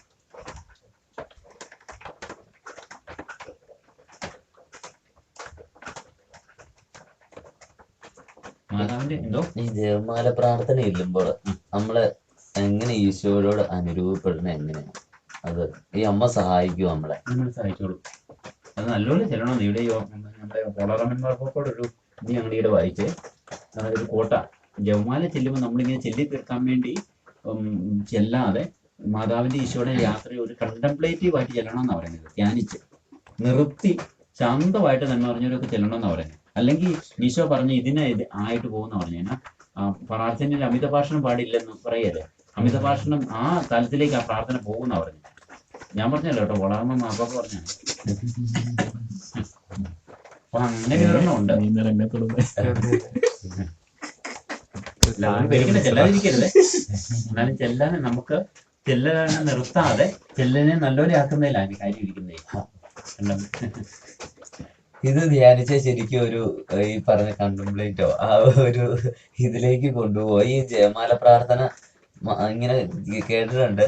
ഇതിങ്ങനെ പ്രാർത്ഥന ധ്യാനിച്ച ഇത് മാത്രം മതി, ഈശോയുടെ ആ ഒരു മെഡിറ്റേഷനും ഇതെല്ലാം ആവുമെന്ന് ഇങ്ങനെ പറഞ്ഞാണ്. കൊന്തയ്ക്കകത്ത് എല്ലാം ഉണ്ടെന്നാ പറയുന്നത്. കൊന്തേ ഒരു വലിയ മിസ്റ്ററിയുടെ ഇതാണല്ലോ. അന്നേരം അത് ക്രിസ്തു രഹസ്യങ്ങളിലേക്ക് നമ്മളെ മൊത്തം കൊണ്ടുപോകുന്നുണ്ടല്ലോ കൊന്തേ. അപ്പൊ അത് എല്ലായിടത്തോടും കൊണ്ടുപോകുള്ളൂ. അത് കൊന്ത മാത്രം പോരാ, കുർബാന വിശുദ്ധ കുർബാന എല്ലാം കൂടെ കൂടിയേ.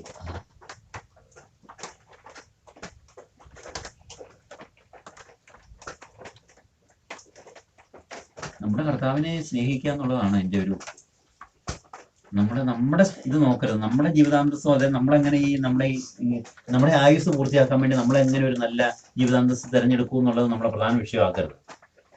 ദൈവത്തിന്റെ പിതാവിന്റെ വർഷത്തിൽ നിന്ന് എല്ലാ അന്തസ്സും വിട്ട് ഇറങ്ങി പറഞ്ഞ ഈശോയോടുള്ള ഒരു സ്നേഹമാണ് നമ്മുടെ.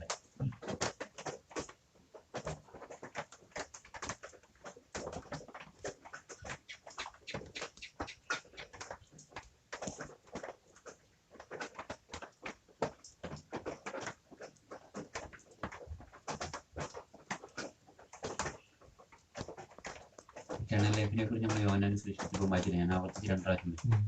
ഏകദൈവമായ അവിടുത്തെയും അങ്ങയച്ച യേശു ക്രിസ്തുവിനെയും അറിയുക എന്നുള്ളതാണ് നിത്യജീവൻ എന്ന് പറഞ്ഞത്. അല്ല ലോങ് ലീവ് അല്ല, അത് ലോങ് ലീവാണ്, പക്ഷെ ഈ അറിവാണ്. നമ്മൾ ആ ദൈവത്തെ അറിയണം. അത്ര ഒരു സ്നേഹമേ നമുക്കിപ്പോൾ ഒന്നും ഫീൽ ചെയ്യത്തില്ല. ഈ വിശ്വാസ പ്രമാണമൊക്കെ നമ്മൾ ചെല്ലുമ്പോഴേ ഒരു തുള്ളി കണ്ണീര് പോലും നമുക്ക് പൊടിയുന്നില്ല. എന്ത് കഷ്ടമാണ്. ഈ എല്ലാം സൃഷ്ടിച്ച പ്രപഞ്ചം മുഴുവൻ അവനോട് നമ്മൾ ആ വലിയ വിശ്വാസ പ്രമാണം ചെല്ലുമ്പോൾ ഇവൻ വഴി എല്ലാം പ്രപഞ്ചം സംവിധാനം ചെയ്തു, എല്ലാം ചെയ്തു. അവൻ നമുക്ക് വേണ്ടി എന്ന് പറയുമ്പോൾ നമുക്കൊരു ഫീലിംഗ് ചെയ്യുന്നില്ല. എന്തൊരു കഷ്ടമെന്ന് പറഞ്ഞത്. ആ വലിയ ദൈവം നമുക്ക് വേണ്ടി കന്യാമറിയത്തിൽ നിന്ന് ജനിച്ചു. കന്യാമറിയത്തിൽ നിന്ന് ജനിക്കാന്ന് പറഞ്ഞാൽ അത്ര നിസ്സാര കാര്യമൊന്നുമല്ല. പന്തിയസ് പീലാത്തോസിന്റെ കാലത്ത് പീഡകളേറ്റു, കുരിശിൽ തറയ്ക്കപ്പെട്ടു. ഇത് നമുക്ക് വേണ്ടിയാന്ന് നമുക്ക് ഫീൽ ചെയ്തില്ല. ഇതൊക്കെ ചെല്ലിയാക്കാം വിശ്വാസപ്രമാണമൊക്കെ ചങ്ക് പൊട്ടി ചെല്ലേണ്ട കാര്യങ്ങളാണ്. അങ്ങനെ ഇടയ്ക്കൊന്ന് ഓർക്കണേ, ഇത് നമുക്ക് വേണ്ടിയാന്ന്. നമുക്ക് വേണ്ടിയാന്ന് ഇടയ്ക്ക് 2 പ്രാവശ്യം അത് പറയുന്നുണ്ട്. നമുക്ക് വേണ്ടി അവൻ. അപ്പൊ പിതാവിന്റെ വശത്തിൽ നിന്ന് ഈശോയെ വിടുന്നതിന് പിതാവിന് ഒരു വലിയ വേദനയുണ്ട്. അല്ലാതെ നമ്മുടെ ഈ ഓട്ടോമാറ്റിക്കായിട്ട് ഇങ്ങനെ വിട്ടതല്ല. അത് പിതാവിന്റെ ചങ്കോട് ചേർന്നിരുന്ന പുത്രനെ ഇറക്കി വിടുക എന്ന് പറയുന്നത് ഭയങ്കര ഒരു ബുദ്ധിമുട്ടുള്ള കാര്യം. പുത്രന്റെ പിതാവിന്റെ വശത്തിൽ നിന്ന് ഇറങ്ങി വരുവാന്ന് പറഞ്ഞാൽ അതിലും ബുദ്ധിമുട്ടാണ്. ഈ 2 ബുദ്ധിമുട്ടുകളുടെയും വേദനകളുടെയും ഒക്കെ ഒരു സംഭവമാണ് ഈ വിശ്വാസ പ്രമാണവും ക്രിസ്തു രഹസ്യങ്ങളും. അപ്പൊ ആ സ്നേഹത്തെ അതിനെ നമുക്ക് ആഴവും നീളവും ഒന്നും അളക്കാനൊന്നും പറ്റത്തില്ല. അളക്കാണെന്ന് പറയുമ്പോഴും പറ്റത്തില്ലാത്തതിനെ അളന്ന് നോക്കാനാണ് പോലും ശ്രീയ പറയുന്നത്. ആഴമൊന്നും കണ്ടെത്തിയാലെന്നാ പറയുന്നേ. അത് നോക്ക് കണ്ടെത്താൻ.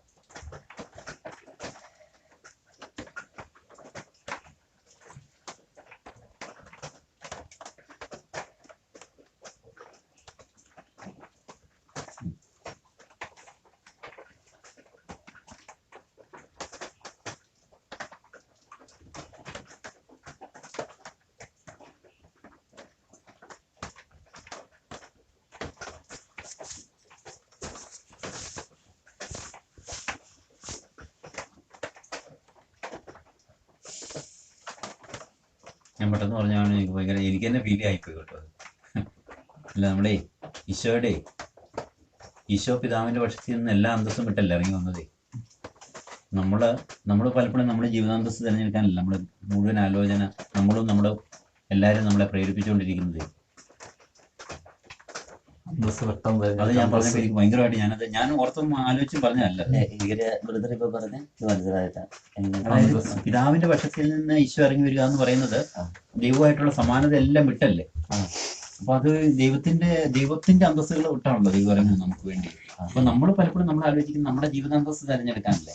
നമുക്കൊരു അന്തസ്സുള്ള ജീവിതത്തിന് വേണ്ടിയല്ലേ നമ്മൾ നോക്കുന്നത്. അപ്പം ഈ അന്തസ്സ് വിട്ടിറങ്ങി തിരിച്ചവനോട് വേണ്ടി നമ്മൾ അന്തസ്സോടുകൂടി ജീവിക്കാനല്ലേ നമ്മൾ ആലോചിക്കുന്ന ഭൂമിയിലേക്ക്. അത് കുഞ്ഞു ജീവിതമേ, ഏതാനും വർഷങ്ങള്. അത്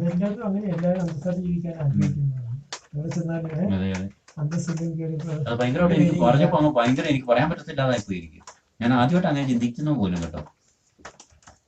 നഷ്ടപ്പെട്ടെ എന്തോ എന്തിനാ ഉണ്ടായിരുന്നപ്പം പറഞ്ഞ അതായത് പിതാവിന്റെ പക്ഷത്തിൽ നിന്നേ ഈശോ ഇറങ്ങി വരുന്ന ഈശോ ദൈവമായിട്ടുള്ള സമാനത വിട്ടാണല്ലോ ഫിലിപ്പി ലായനത്തിൽ പറയുന്നത്. അപ്പൊ ഈശോ അന്തസ്സുകൾ വിട്ടല്ലേ ഇറങ്ങി വരുന്നത്. ദൈവത്തിനുള്ള അന്തസ്സ് എന്ന് പറയുന്നത് നമുക്ക് ഊഹിക്കുന്ന അന്തസ്സൊന്നുമല്ല. ഒരു പ്രൈം മിനിസ്റ്ററിന്റെ അമേരിക്കൻ പ്രസിഡന്റ് അന്തസ്സൊന്നുമല്ല, മാർപ്പാപ്പയുടെ അന്തസ്സുമല്ല, പിതാവിന്റെ ഏകജാതന്റെ അന്തസ്സാ. അത് വിട്ടാണ് നമുക്ക് വേണ്ടി ഭൂമിയിലേക്ക് ഇറങ്ങി വന്നത്, ഈ ചവിട്ടും തുപ്പും എല്ലാം കൊള്ളാൻ വേണ്ടി. അപ്പൊ അവന് ആ അന്തസ്സ് വിട്ട് ഇറങ്ങി വന്ന അവന്റെ ഒരു ഇതായിട്ടേ നമ്മൾ അന്തസ്സോടുകൂടി ജീവിക്കാനല്ല നമ്മളെപ്പോഴും ആലോചിക്കുന്നത്. നമ്മളൊരു ജീവിതാന്തസ് തിരഞ്ഞെടുക്കാന്ന് പറയുമ്പോൾ അന്തസ്സാണല്ലോ. ഒരു അന്തസ്സുള്ള ഒരു എല്ലാവരും നോക്കുമ്പോഴേ അങ്ങനെയല്ല നമ്മൾ പറയുന്നത് തന്നെ. അപ്പൊ ആ അന്തസ്സ് വിട്ടവനോട് നമ്മൾ എല്ലാ ഒരു അന്തസ്സ കാണിക്കുന്നത്. അത് എന്നെ തന്നെ വല്ലാതെ ഇത് എന്തൊരു അർത്ഥമാണ്. പിതാവിനെ അവിടെ നിന്ന് താഴേന്ന് കണ്ടപ്പോഴത്തേന് പെട്ടെന്ന് ഭയങ്കര ഒരു പറയാൻ പറ്റാത്ത ഒരു തട്ടി ഇങ്ങനെ നിന്ന് പോലത്തെ ഒരു നിപ്പ്. എന്നാലും ഞാൻ ഓർക്കാണ്, ദൈവമേ ഈ ഭൂമിയിൽ നമ്മുടെ ഒരു പിതാവിനെ കണ്ടപ്പോ ഒരു ബിഷപ്പിനെ കണ്ടപ്പോഴത്തെ ഇതാണ് അവസ്ഥ. അങ്ങനെയാണെങ്കിൽ ഞാൻ കർത്താവിനെ കാണുമ്പോ എങ്ങനെ നിൽക്കേണ്ടതാണ്, എന്നിട്ടൊരു കൂസലും ഇല്ലാതെയാണല്ലോ നടത്തുന്നത്.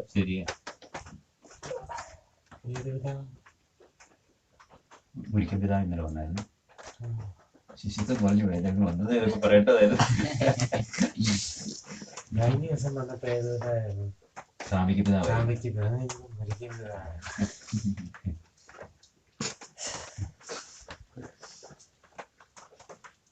നമ്മൾ താഴെ വെച്ച് പറഞ്ഞെല്ലാം ദൈവപിതാവ് വന്ന കാര്യമാണ്.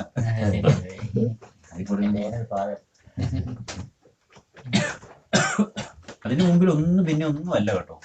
ആ വചനങ്ങളെ നല്ലപോലെ എടുത്താല് അതിനകത്ത് ഭയങ്കര സത്ത കിടപ്പുണ്ട് കേട്ടോ. പിതാവ് യോഹന്നാൻ 15:9 പിതാവ് എന്നെ സ്നേഹിക്കുന്ന പോലെ തന്നെ ഞാൻ നിങ്ങളെ സ്നേഹിക്കുന്നു. 17:23 പിതാവ് എന്നെ സ്നേഹിക്കുന്ന പോലെ നിങ്ങളെ സ്നേഹിക്കുന്നു. ഇത് ഭയങ്കര ആ വചനം എടുത്താൽ അത് അതിന്റെ ശക്തി ഒന്ന് കിട്ടിക്കോളും നമുക്ക്. 13 തൊട്ട് 19 വരെയാണോ? 17 വരെ അല്ലേ? അതിനകത്താണ് ഈ ശിഷ്യത്വത്തിന് ഞാൻ വായിച്ചുകൊണ്ടിരുന്നത്. ഇത് മതി. യോഹന്നാൻ 13 യോഹന്നാന്റെയാണ് ഈ സ്നേഹത്തിന്റെ മുഴുവൻ പറഞ്ഞു 17 വരെ അല്ലേ? ഇത് എന്താ ഈ ബൈബിള് വായന നമുക്ക് തുടർന്ന് എല്ലാ ദിവസവും വായിക്കാൻ ഇങ്ങനെ തടസ്സപ്പെടുന്ന നമുക്ക് ഒരു ശ്വാസം പോലെ എടുത്തോളാം. അത് ഇന്ന് തൊട്ടാണ് തീരുമാനിക്കാൻ പറ്റുമെങ്കിൽ എടുത്ത് ഒരു ദിവസം ഒരു അധ്യായം ബൈബിളിലും വായിക്കുന്ന എടുത്ത് ദൈവം കൃപ തന്നോളൂ. അത് ഏതേലും നിവൃത്തിയേടാക്കരുത്. എങ്ങനെയാലും 5, 2 മിനിറ്റ് 3 മിനിറ്റ് മതി.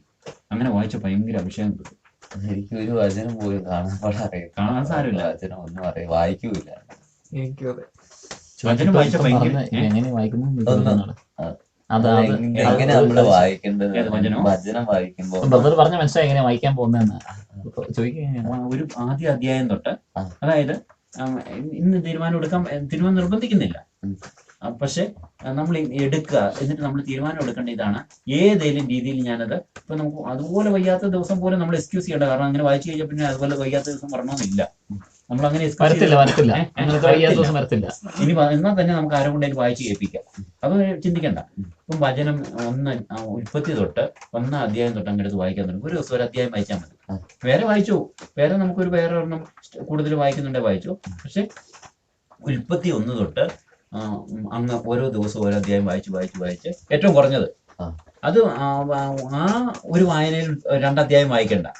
വേറെ വായിക്കുന്നെങ്കിൽ വേറെ വായിച്ചു. ആ ഒരു ഒറ്റ ഒരു വായന, വേറൊരു വായന നമ്മുടെ ഇപ്പം വായിക്കുന്ന പോലെയൊക്കെ നമുക്ക് ഇടയ്ക്ക് വേണമെങ്കിൽ അത് വായിച്ചു. അതല്ലാതെ ഉൽപ്പത്തി 1 തൊട്ട് അങ്ങ് വായിച്ചുകൊണ്ടിരിക്കുക വെളിപാടിന്റെ അവസാന പുസ്തകം വരെ. അത് എത്ര ദിവസം എടുക്കും ഞാൻ കണക്കൂട്ടി നോക്കില്ല, ഏതാനും വർഷങ്ങൾക്കുള്ളിൽ അത് തീരും. അത് തീരുമ്പോൾ വീണ്ടും ആരംഭിക്കുക.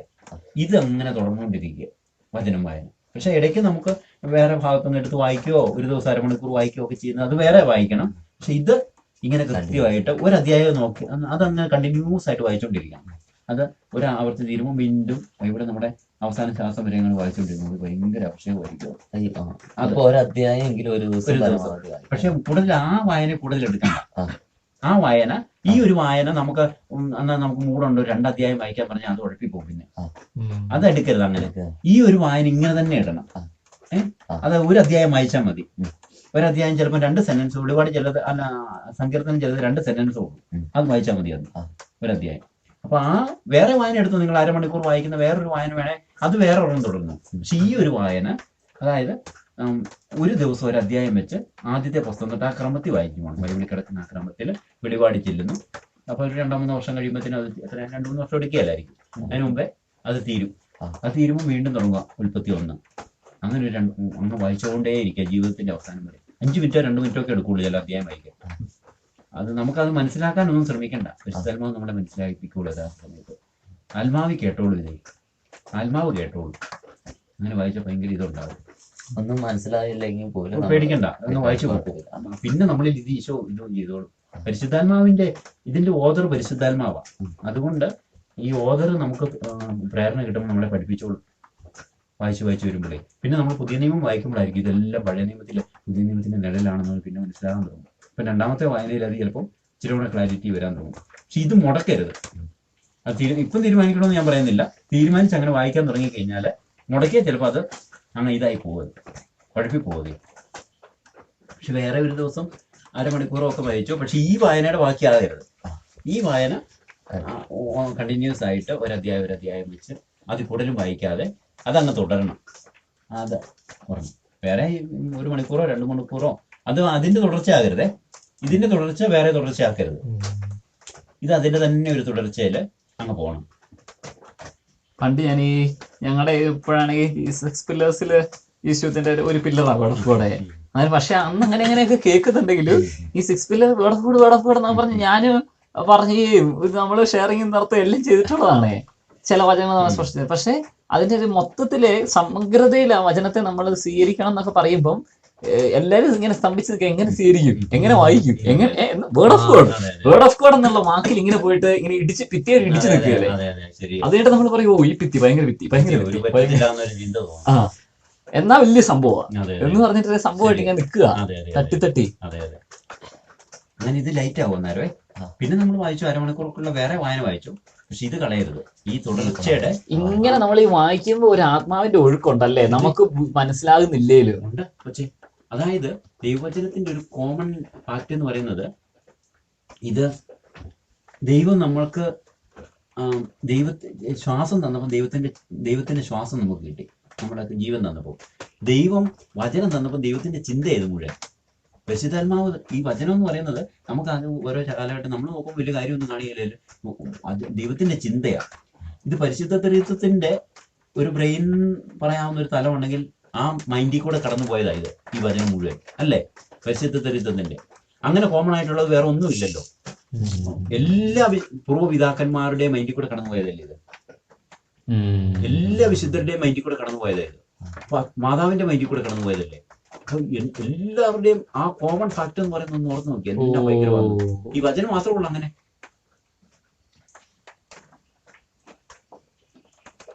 അങ്ങനെ ഒരു വലിയ സംഭവമുണ്ട് വചനത്തിന്.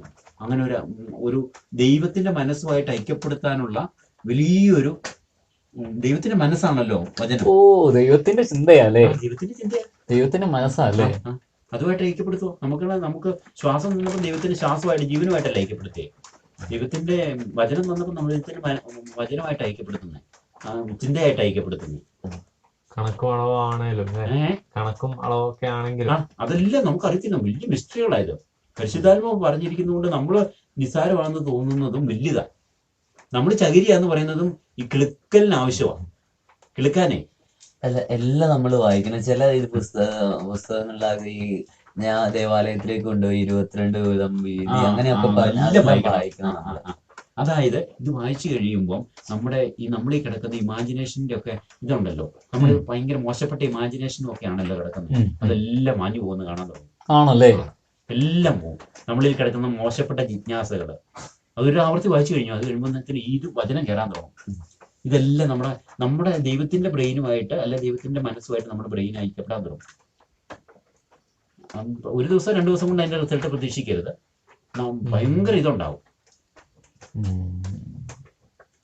ദൈവത്തിന്റെ ഭാവന മാത്രമാവും. അതുകൊണ്ട് അവരെ നോഹയുടെ കാലത്ത് ശിക്ഷിച്ച് തന്നെ എപ്പോഴും മനുഷ്യന്റെ ചിന്തകള് മോശമായതുകൊണ്ടാണല്ലോ നോഹയുടെ കാലത്ത് മറ്റവരെല്ലാം ശിക്ഷിച്ചതിന്റെ കാര്യം പാപം ചെയ്തതുകൊണ്ട് മാത്രമല്ല, അവരുടെ ചിന്തകൾ കണ്ടിന്യൂസ്ലി, അവരുടെ ഹൃദയത്തിന്റെ ചിന്തകൾ കണ്ടിന്യൂസ്ലി ഈവിൾ ആയിരുന്നുകൊണ്ട് ശിക്ഷിച്ചെന്ന് എഴുതിയിരുന്നു.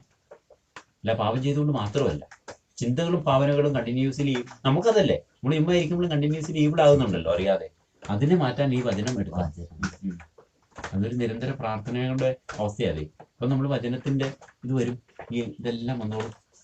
നമുക്ക് നോക്കുമ്പോൾ എപ്പോഴും അഹറോനോട് പറഞ്ഞു, മക്കളോട് പറയാൻ ശ്രദ്ധിക്കണം, ബലിപീഠത്തിൽ എപ്പോഴും തീ കത്തണം എന്ന് പറയുന്നത് അന്നേരം വായിക്കുമ്പോൾ നമുക്ക് തോന്നുന്നില്ല, അത് ബലിപീഠം വന്നേ തോന്നത്തുള്ളൂ. പിന്നെ നമുക്ക് മനസ്സിലാവും ഇത് നമ്മുടെ ഉള്ളിൽ തന്നെ ഈ അഗ്നി കടാതെ സൂക്ഷിക്കാനുള്ള ഒരു വലിയൊരു പ്രചോദനമാണ് മുന്നോട്ട് വരുമ്പോൾ കാണുന്നതിന്റെ. അങ്ങനെ ഓരോന്നിന്റെ ഇതാവും, മുഴുവൻ അങ്ങനെയാവും.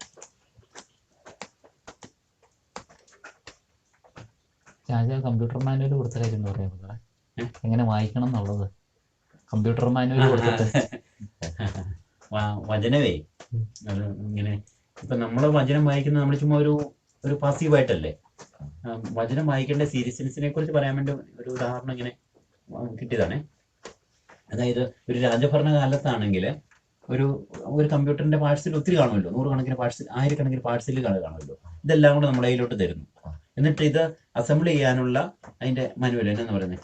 അങ്ങനെ അതിന്റെ ആ ഒരു പുസ്തകം ഇത്രയും കട്ടിയുള്ള ഒരു ബൈബിളിന്റെ കട്ടി കാണും. അത് ഒരു വലിയ കമ്പ്യൂട്ടറാണ് കൂട്ടിക്കും. അത് അസംബിൾ ചെയ്യാനുള്ള ഒരു പുസ്തകം തരുന്നു.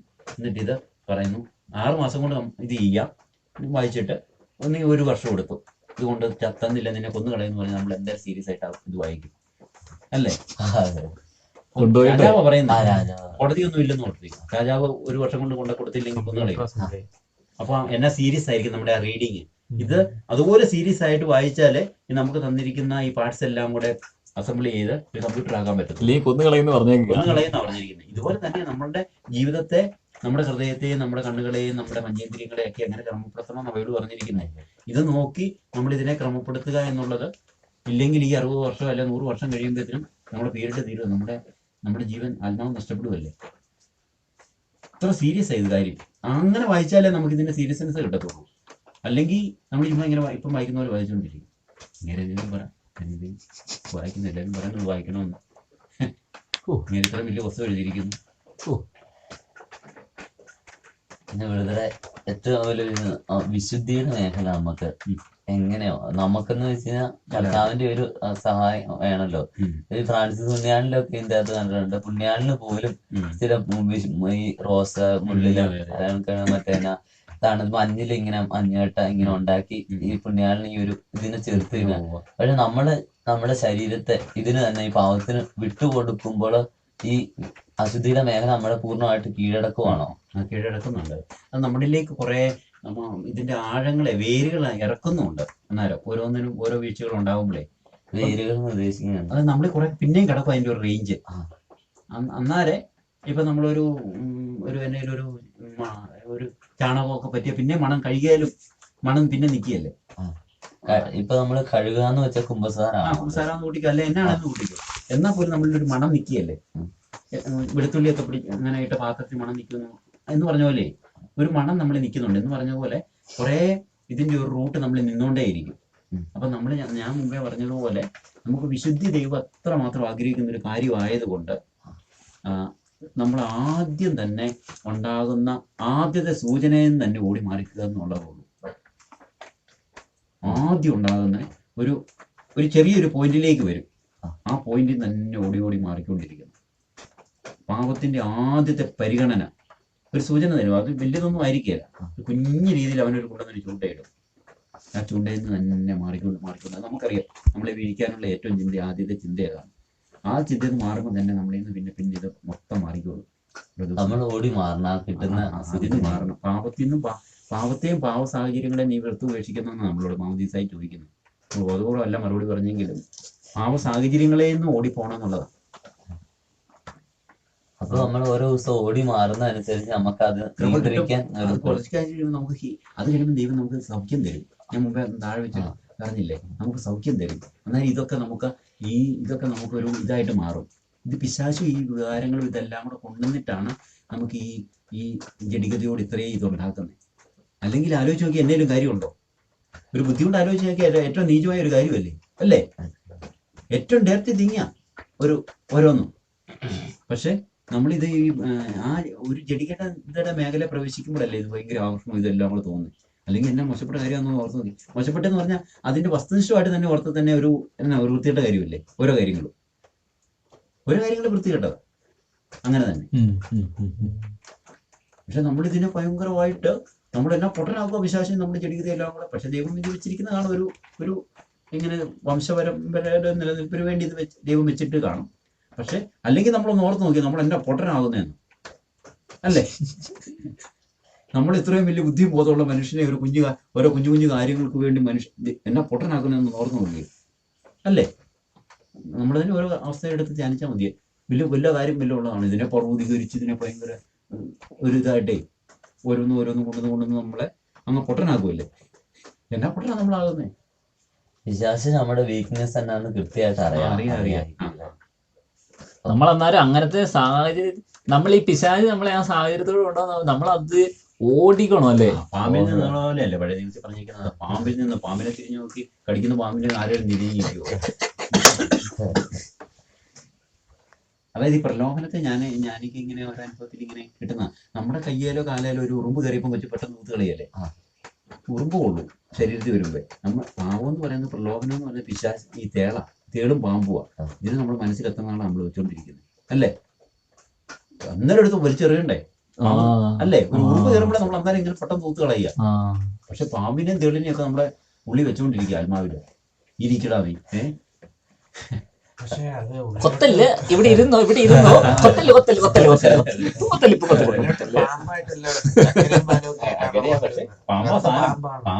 പാമ്പാന്ന് നമുക്ക് അറിയാം. പാമ്പാന്നറിയാം. ചിലപ്പോ വ്യക്തികളിലൂടെ ആയാലും നമ്മുടെ ജീവിതത്തിലേക്ക് കടന്നു വരാൻ ചാൻസ് ഉണ്ടായിരിക്കില്ല. ഇങ്ങനത്തെ ഒരു ഇങ്ങനെ ഈ നന്മയിൽ നിന്ന് അല്ല തിന്മയിൽ നിന്ന് പോലും നന്മ ഒഴിവാക്കുമോ കർത്താവ്? തിന്മയുള്ള സാഹചര്യത്തിൽ നിന്ന് പോലും ഒഴിവാക്കാൻ പറ്റുമോ? നമ്മുടെ ഇങ്ങനെ ഓരോ അവസരയിൽ നിന്ന് നമ്മളെ രക്ഷിച്ച് നമ്മളെ ശക്തിപ്പെടുത്തുന്നുണ്ടല്ലോ. അങ്ങനെ നമുക്ക് ബലം കിട്ടുമല്ലേ? അങ്ങനെ കിട്ടും.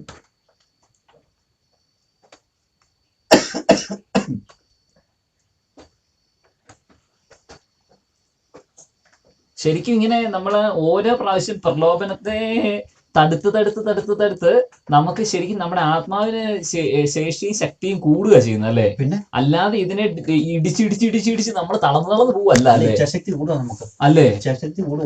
ചില സമയത്തുണ്ടാകുന്ന ചിന്തയെ എത്ര കാലം വെച്ചാ ഇങ്ങനെ ഇടിക്കുന്നത്, അതുകൊണ്ട് ഈ ഇടിയങ്ങ് നിർത്ത്, ഇതിനെ എത്ര കാലം വെച്ചാ ഇങ്ങനെ റിലീസ് ചെയ്തങ്ങ് പോവല്ലേ? എന്ന് പറഞ്ഞാ ഇങ്ങനെ ഇടിച്ച് എത്ര ഇങ്ങനെ ഇടിച്ച് ദൂരകാലം എന്ന് വെച്ചാ ഇടിക്കുന്നത്. ഇതിനെ എല്ലാ ദിവസവും ഇതിനെ ഇടിച്ച് നമ്മൾ പഠിക്കുകയല്ലേ? അതുകൊണ്ട് നമ്മള് ശക്തിപ്പെടുവല്ലേ? ഇച്ഛാശക്തി നമ്മൾ വർദ്ധിക്കല്ലേ? അതിന്റെ ഒരു പീക്ക് ആയിരിക്കുമല്ലോ നമുക്ക് പാപം ചെയ്യാൻ പറ്റാത്തൊരവസ്ഥ വരും. ഈ ഇത് എത്രമാത്രം നമ്മൾ പുറത്തുനിന്ന് നോക്കിയാൽ അത് എത്രമാത്രം പ്രത്യേക കാര്യമാണ് നമുക്ക് കാണാൻ പറ്റുന്നത് പോലെ ഒരു രീതിയിലല്ലേ? അങ്ങനെയാവും. ഇത്രയ്ക്ക് ഉള്ള നമുക്ക് മനസ്സിലാവും. ഈ പിശാച് ഇതെല്ലാം കൂടെ കൊണ്ട് നമ്മളെ പ്രവർത്തിച്ചിട്ടുണ്ടോ അവന്റെ പുസ്തകം ഇത് എന്നൊക്കെ ഉള്ള രീതിയിലേ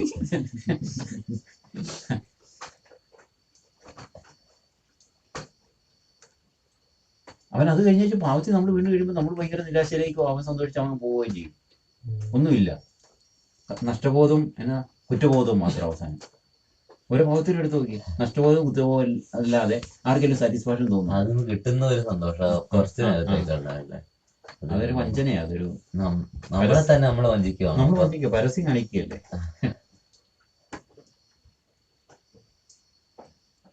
ഈ ഞാനെന്ന ഭാവത്തിൽ നിന്ന് അല്ലെങ്കിൽ അഹങ്കാരത്തിൽ നിന്ന് നമുക്ക് എങ്ങനെയൊന്ന് അങ്ങനത്തെ ഒരു ചിന്ത, ഞാനെന്ന ഭാവം അങ്ങനത്തെ ഭാവത്തിൽ നിന്നൊക്കെ രണ്ട് ഞാനുണ്ട്. നമുക്കൊരു പോസിറ്റീവ് സെൽഫും ഉണ്ട്, ഞാനെന്നുള്ള മറ്റു നമ്മൾ ഭാവിക്കുന്ന ഒരു ഭാവം ഉണ്ടെന്നാണ് പറയുന്നത്. ഒരു ഞാനെന്നുള്ള ഒരു ഐഡന്റിറ്റി ദൈവം നമുക്ക് തന്നിട്ടുണ്ട്. അത് കുഴപ്പമില്ല. അത് മനസ്സിലായില്ല ഞാൻ. അതായത് ഇപ്പൊ നമ്മള് നിത്യതയിൽ ചെല്ലുമ്പോഴും സ്വർഗത്തിൽ നമ്മള് ഈ വേറെ ഇതൊക്കെ പഠിപ്പിക്കുന്ന പോലെ നമ്മള് കടലിലേക്ക് ഒരു തുള്ളി വെള്ളം പോലെ നമ്മളങ്ങനെ ലയിച്ചു പോവുകയല്ല. നമ്മള് ജസ്റ്റിന്റെ ഐഡന്റിറ്റിയോട് കൂടെ തന്നെയാണ് നിത്യതയിലും. ശരീരം, ഷേപ്പ്, മോപ്പാട്ട നമുക്ക് തിരിച്ചറിയാവുന്ന പോലെ ജസ്റ്റിന്റെ ഐഡന്റിറ്റി നിൽക്കും, ആ മെരിറ്റ് നിൽക്കും. അപ്പൊ അത് ആ ഒരു പോസിറ്റീവ് ഞാനുണ്ട്. പക്ഷെ ഞാനെന്നുള്ള ചുമ്മാ നമ്മൾ സപ്പോസ് ചെയ്ത് എല്ലാത്തിനും ഞാനോ വലിയ ഭാവം കാണിക്കുന്നില്ലേ, ആ ഞാനേ മാറേണ്ടതുള്ളൂ. അതിനെ ഒന്ന് മനസ്സിലാക്കിയാൽ മതി. അപ്പൊ ഈശോയുടെ അനുസരിച്ച് നമ്മുടെ ദൈവത്തിന്റെ വിളി അനുസരിച്ച് ദൈവത്തിന്റെ എല്ലാ സമ്പൂർണ്ണതകളും പ്രാപിക്കാനായിട്ട് നമ്മൾ ആഗ്രഹിക്കുന്നത് ദൈവത്തിന്റെ ആ വിളിയോടുള്ള ദൈവവചനത്തോടുള്ള ആ നമ്മുടെ അംഗീകാരവും അത് എളിമപ്പെടിയില്ല, അംഗീകരിക്കലല്ല. അത് അവരെ ഹവ്വായിക്കും പിശാച് കൊണ്ടുവന്ന് കൊടുത്ത് ഇത് തിന്നാല് നിങ്ങൾ ദൈവത്തെ പോലെ ആകുന്നു കൊടുത്ത് അത് അഹങ്കാരമായി പോയി. ജ്ഞാനത്തില് അത് അഹങ്കാരമാണ്. പക്ഷെ നമുക്കിപ്പം നൽകിയിരിക്കുന്നത് പിതാവിനെ പോലെ പരിപൂർണരും പരിശുദ്ധരും ദൈവത്തിന്റെ എല്ലാ സമ്പൂർണ്ണതകളും പ്രാപിക്കുക എന്നുള്ള ദൈവത്തിന്റെ വിളിയും വചനവും നമുക്കുള്ള ശേഷിയും അംഗീകരിച്ച് അത് പ്രാപിക്കാനുള്ള പോക്കെന്ന് പറയുന്നത് എളിമപ്പെടിയില്ല. എളിമെന്ന് പറയുന്നത് നമ്മളിങ്ങനെ പാവിച്ചു പോകുന്നല്ല. നമ്മൾ ഒന്നുമല്ലേ പാവാന്നൊക്കെ പറഞ്ഞുകൊണ്ട് പോകുന്നല്ലോ. നമ്മളങ്ങനെ തീരെ പാവൊന്നും അല്ലല്ലോ. അല്ല, നമ്മുടെ ദൈവത്തിന്റെ വിലപ്പെട്ടവനല്ലേ. ദൈവം നമുക്ക് വേണ്ടി പുത്രനെ തന്നെ വിട്ടു തന്ന അത്രയും മൂല്യം നമുക്ക് വിലയിട്ടവനാണ്. അമൂല്യനാണ് ദൈവത്തിന്. നമ്മുടെ ഓരോ ഇത് എണ്ണിയിട്ടിരിക്കുന്നതല്ലേ, തലമുടിയൊക്കെ എണ്ണി. ദൈവത്തിന് ഓർമ്മശക്തി ഉണ്ടായിട്ടല്ല, സ്നേഹം ഉണ്ടായിട്ട് അങ്ങനെ എണ്ണി വെച്ചിരിക്കുന്നതല്ലേ, നമ്പർ ഇട്ട്. അപ്പൊ അത് നമ്മുടെ അത്ര ഐഡന്റിറ്റി സൂക്ഷിച്ചിരിക്കുന്ന ആ ദൈവത്തോടുള്ള ആ ദൈവം നമുക്ക് തന്നിരിക്കുന്ന ആ ഏകത്വവും മഹത്വവും നമ്മൾ സ്വീകരിക്കണം എളിമയോടും. അത് എളിമയാണ്, അഹങ്കാരമല്ല. അത് നമ്മൾ ആ വചനം അനുസരിച്ച് പോകുന്നതാണ്. ഇപ്പൊ ദൈവം വിളിച്ചിടത്തോളം പറ്റിയാലെന്ന് പറയുമ്പോൾ നമുക്ക് അഹങ്കാരം, നമ്മളല്ല ചിന്തിക്കുന്ന നേരം. ദൈവത്തിന്റെ വിളിയോടും ദൈവത്തിന്റെ വചനത്തോടും ഉള്ള വിധേയത്വമാണ് എളിമ. കർത്താവ് അരുളി ചെയ്ത കാര്യങ്ങൾ പൂർത്തിയാകുമെന്ന് വിശ്വസിച്ച മാതാവ്. അത് മാതാവിന്റെ അനുഗ്രഹവും എളിമയല്ലേ. അപ്പൊ നമുക്ക് ഈ എളിമ എന്ന് പറയുന്നൊരു അങ്ങനെ അഭിനയിക്കലല്ല എളിമ, പ്രിറ്റൻഡിങ് അല്ല. നമ്മൾ ഒന്നുമല്ല പാവം എന്നൊക്കെ പറഞ്ഞു അതൊന്നും ദൈവത്തിന് മുമ്പിൽ ആ എളിമയൊന്നും വലിയ കാര്യമൊന്നും.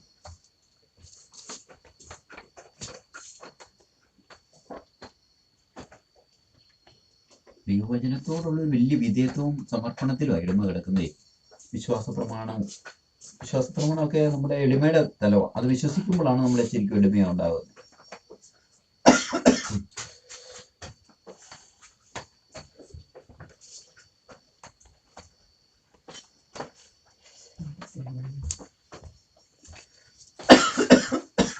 ടോർച്ച് വേണോ അവനെ?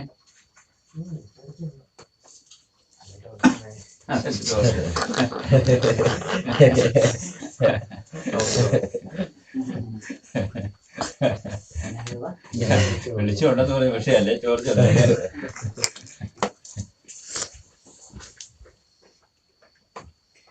ഓടിക്കൊണ്ടിരിക്കുന്ന വഴിക്കകത്തൊന്നും കറണ്ട് കേട്ടില്ലെന്ന് പറഞ്ഞു. ഓടിക്കൊണ്ടിരിക്കുന്ന മൊസൈലൊന്നും കറണ്ട് കേട്ടില്ലെന്ന് പുറത്തേ. നമ്മള് മൊസൈലിരിക്കുന്ന ടൗണുകളായിരിക്കും.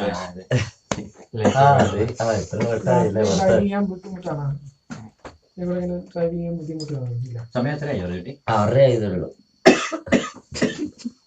കടത്തി വെട്ടിയില്ലോ. അതെ അതെ.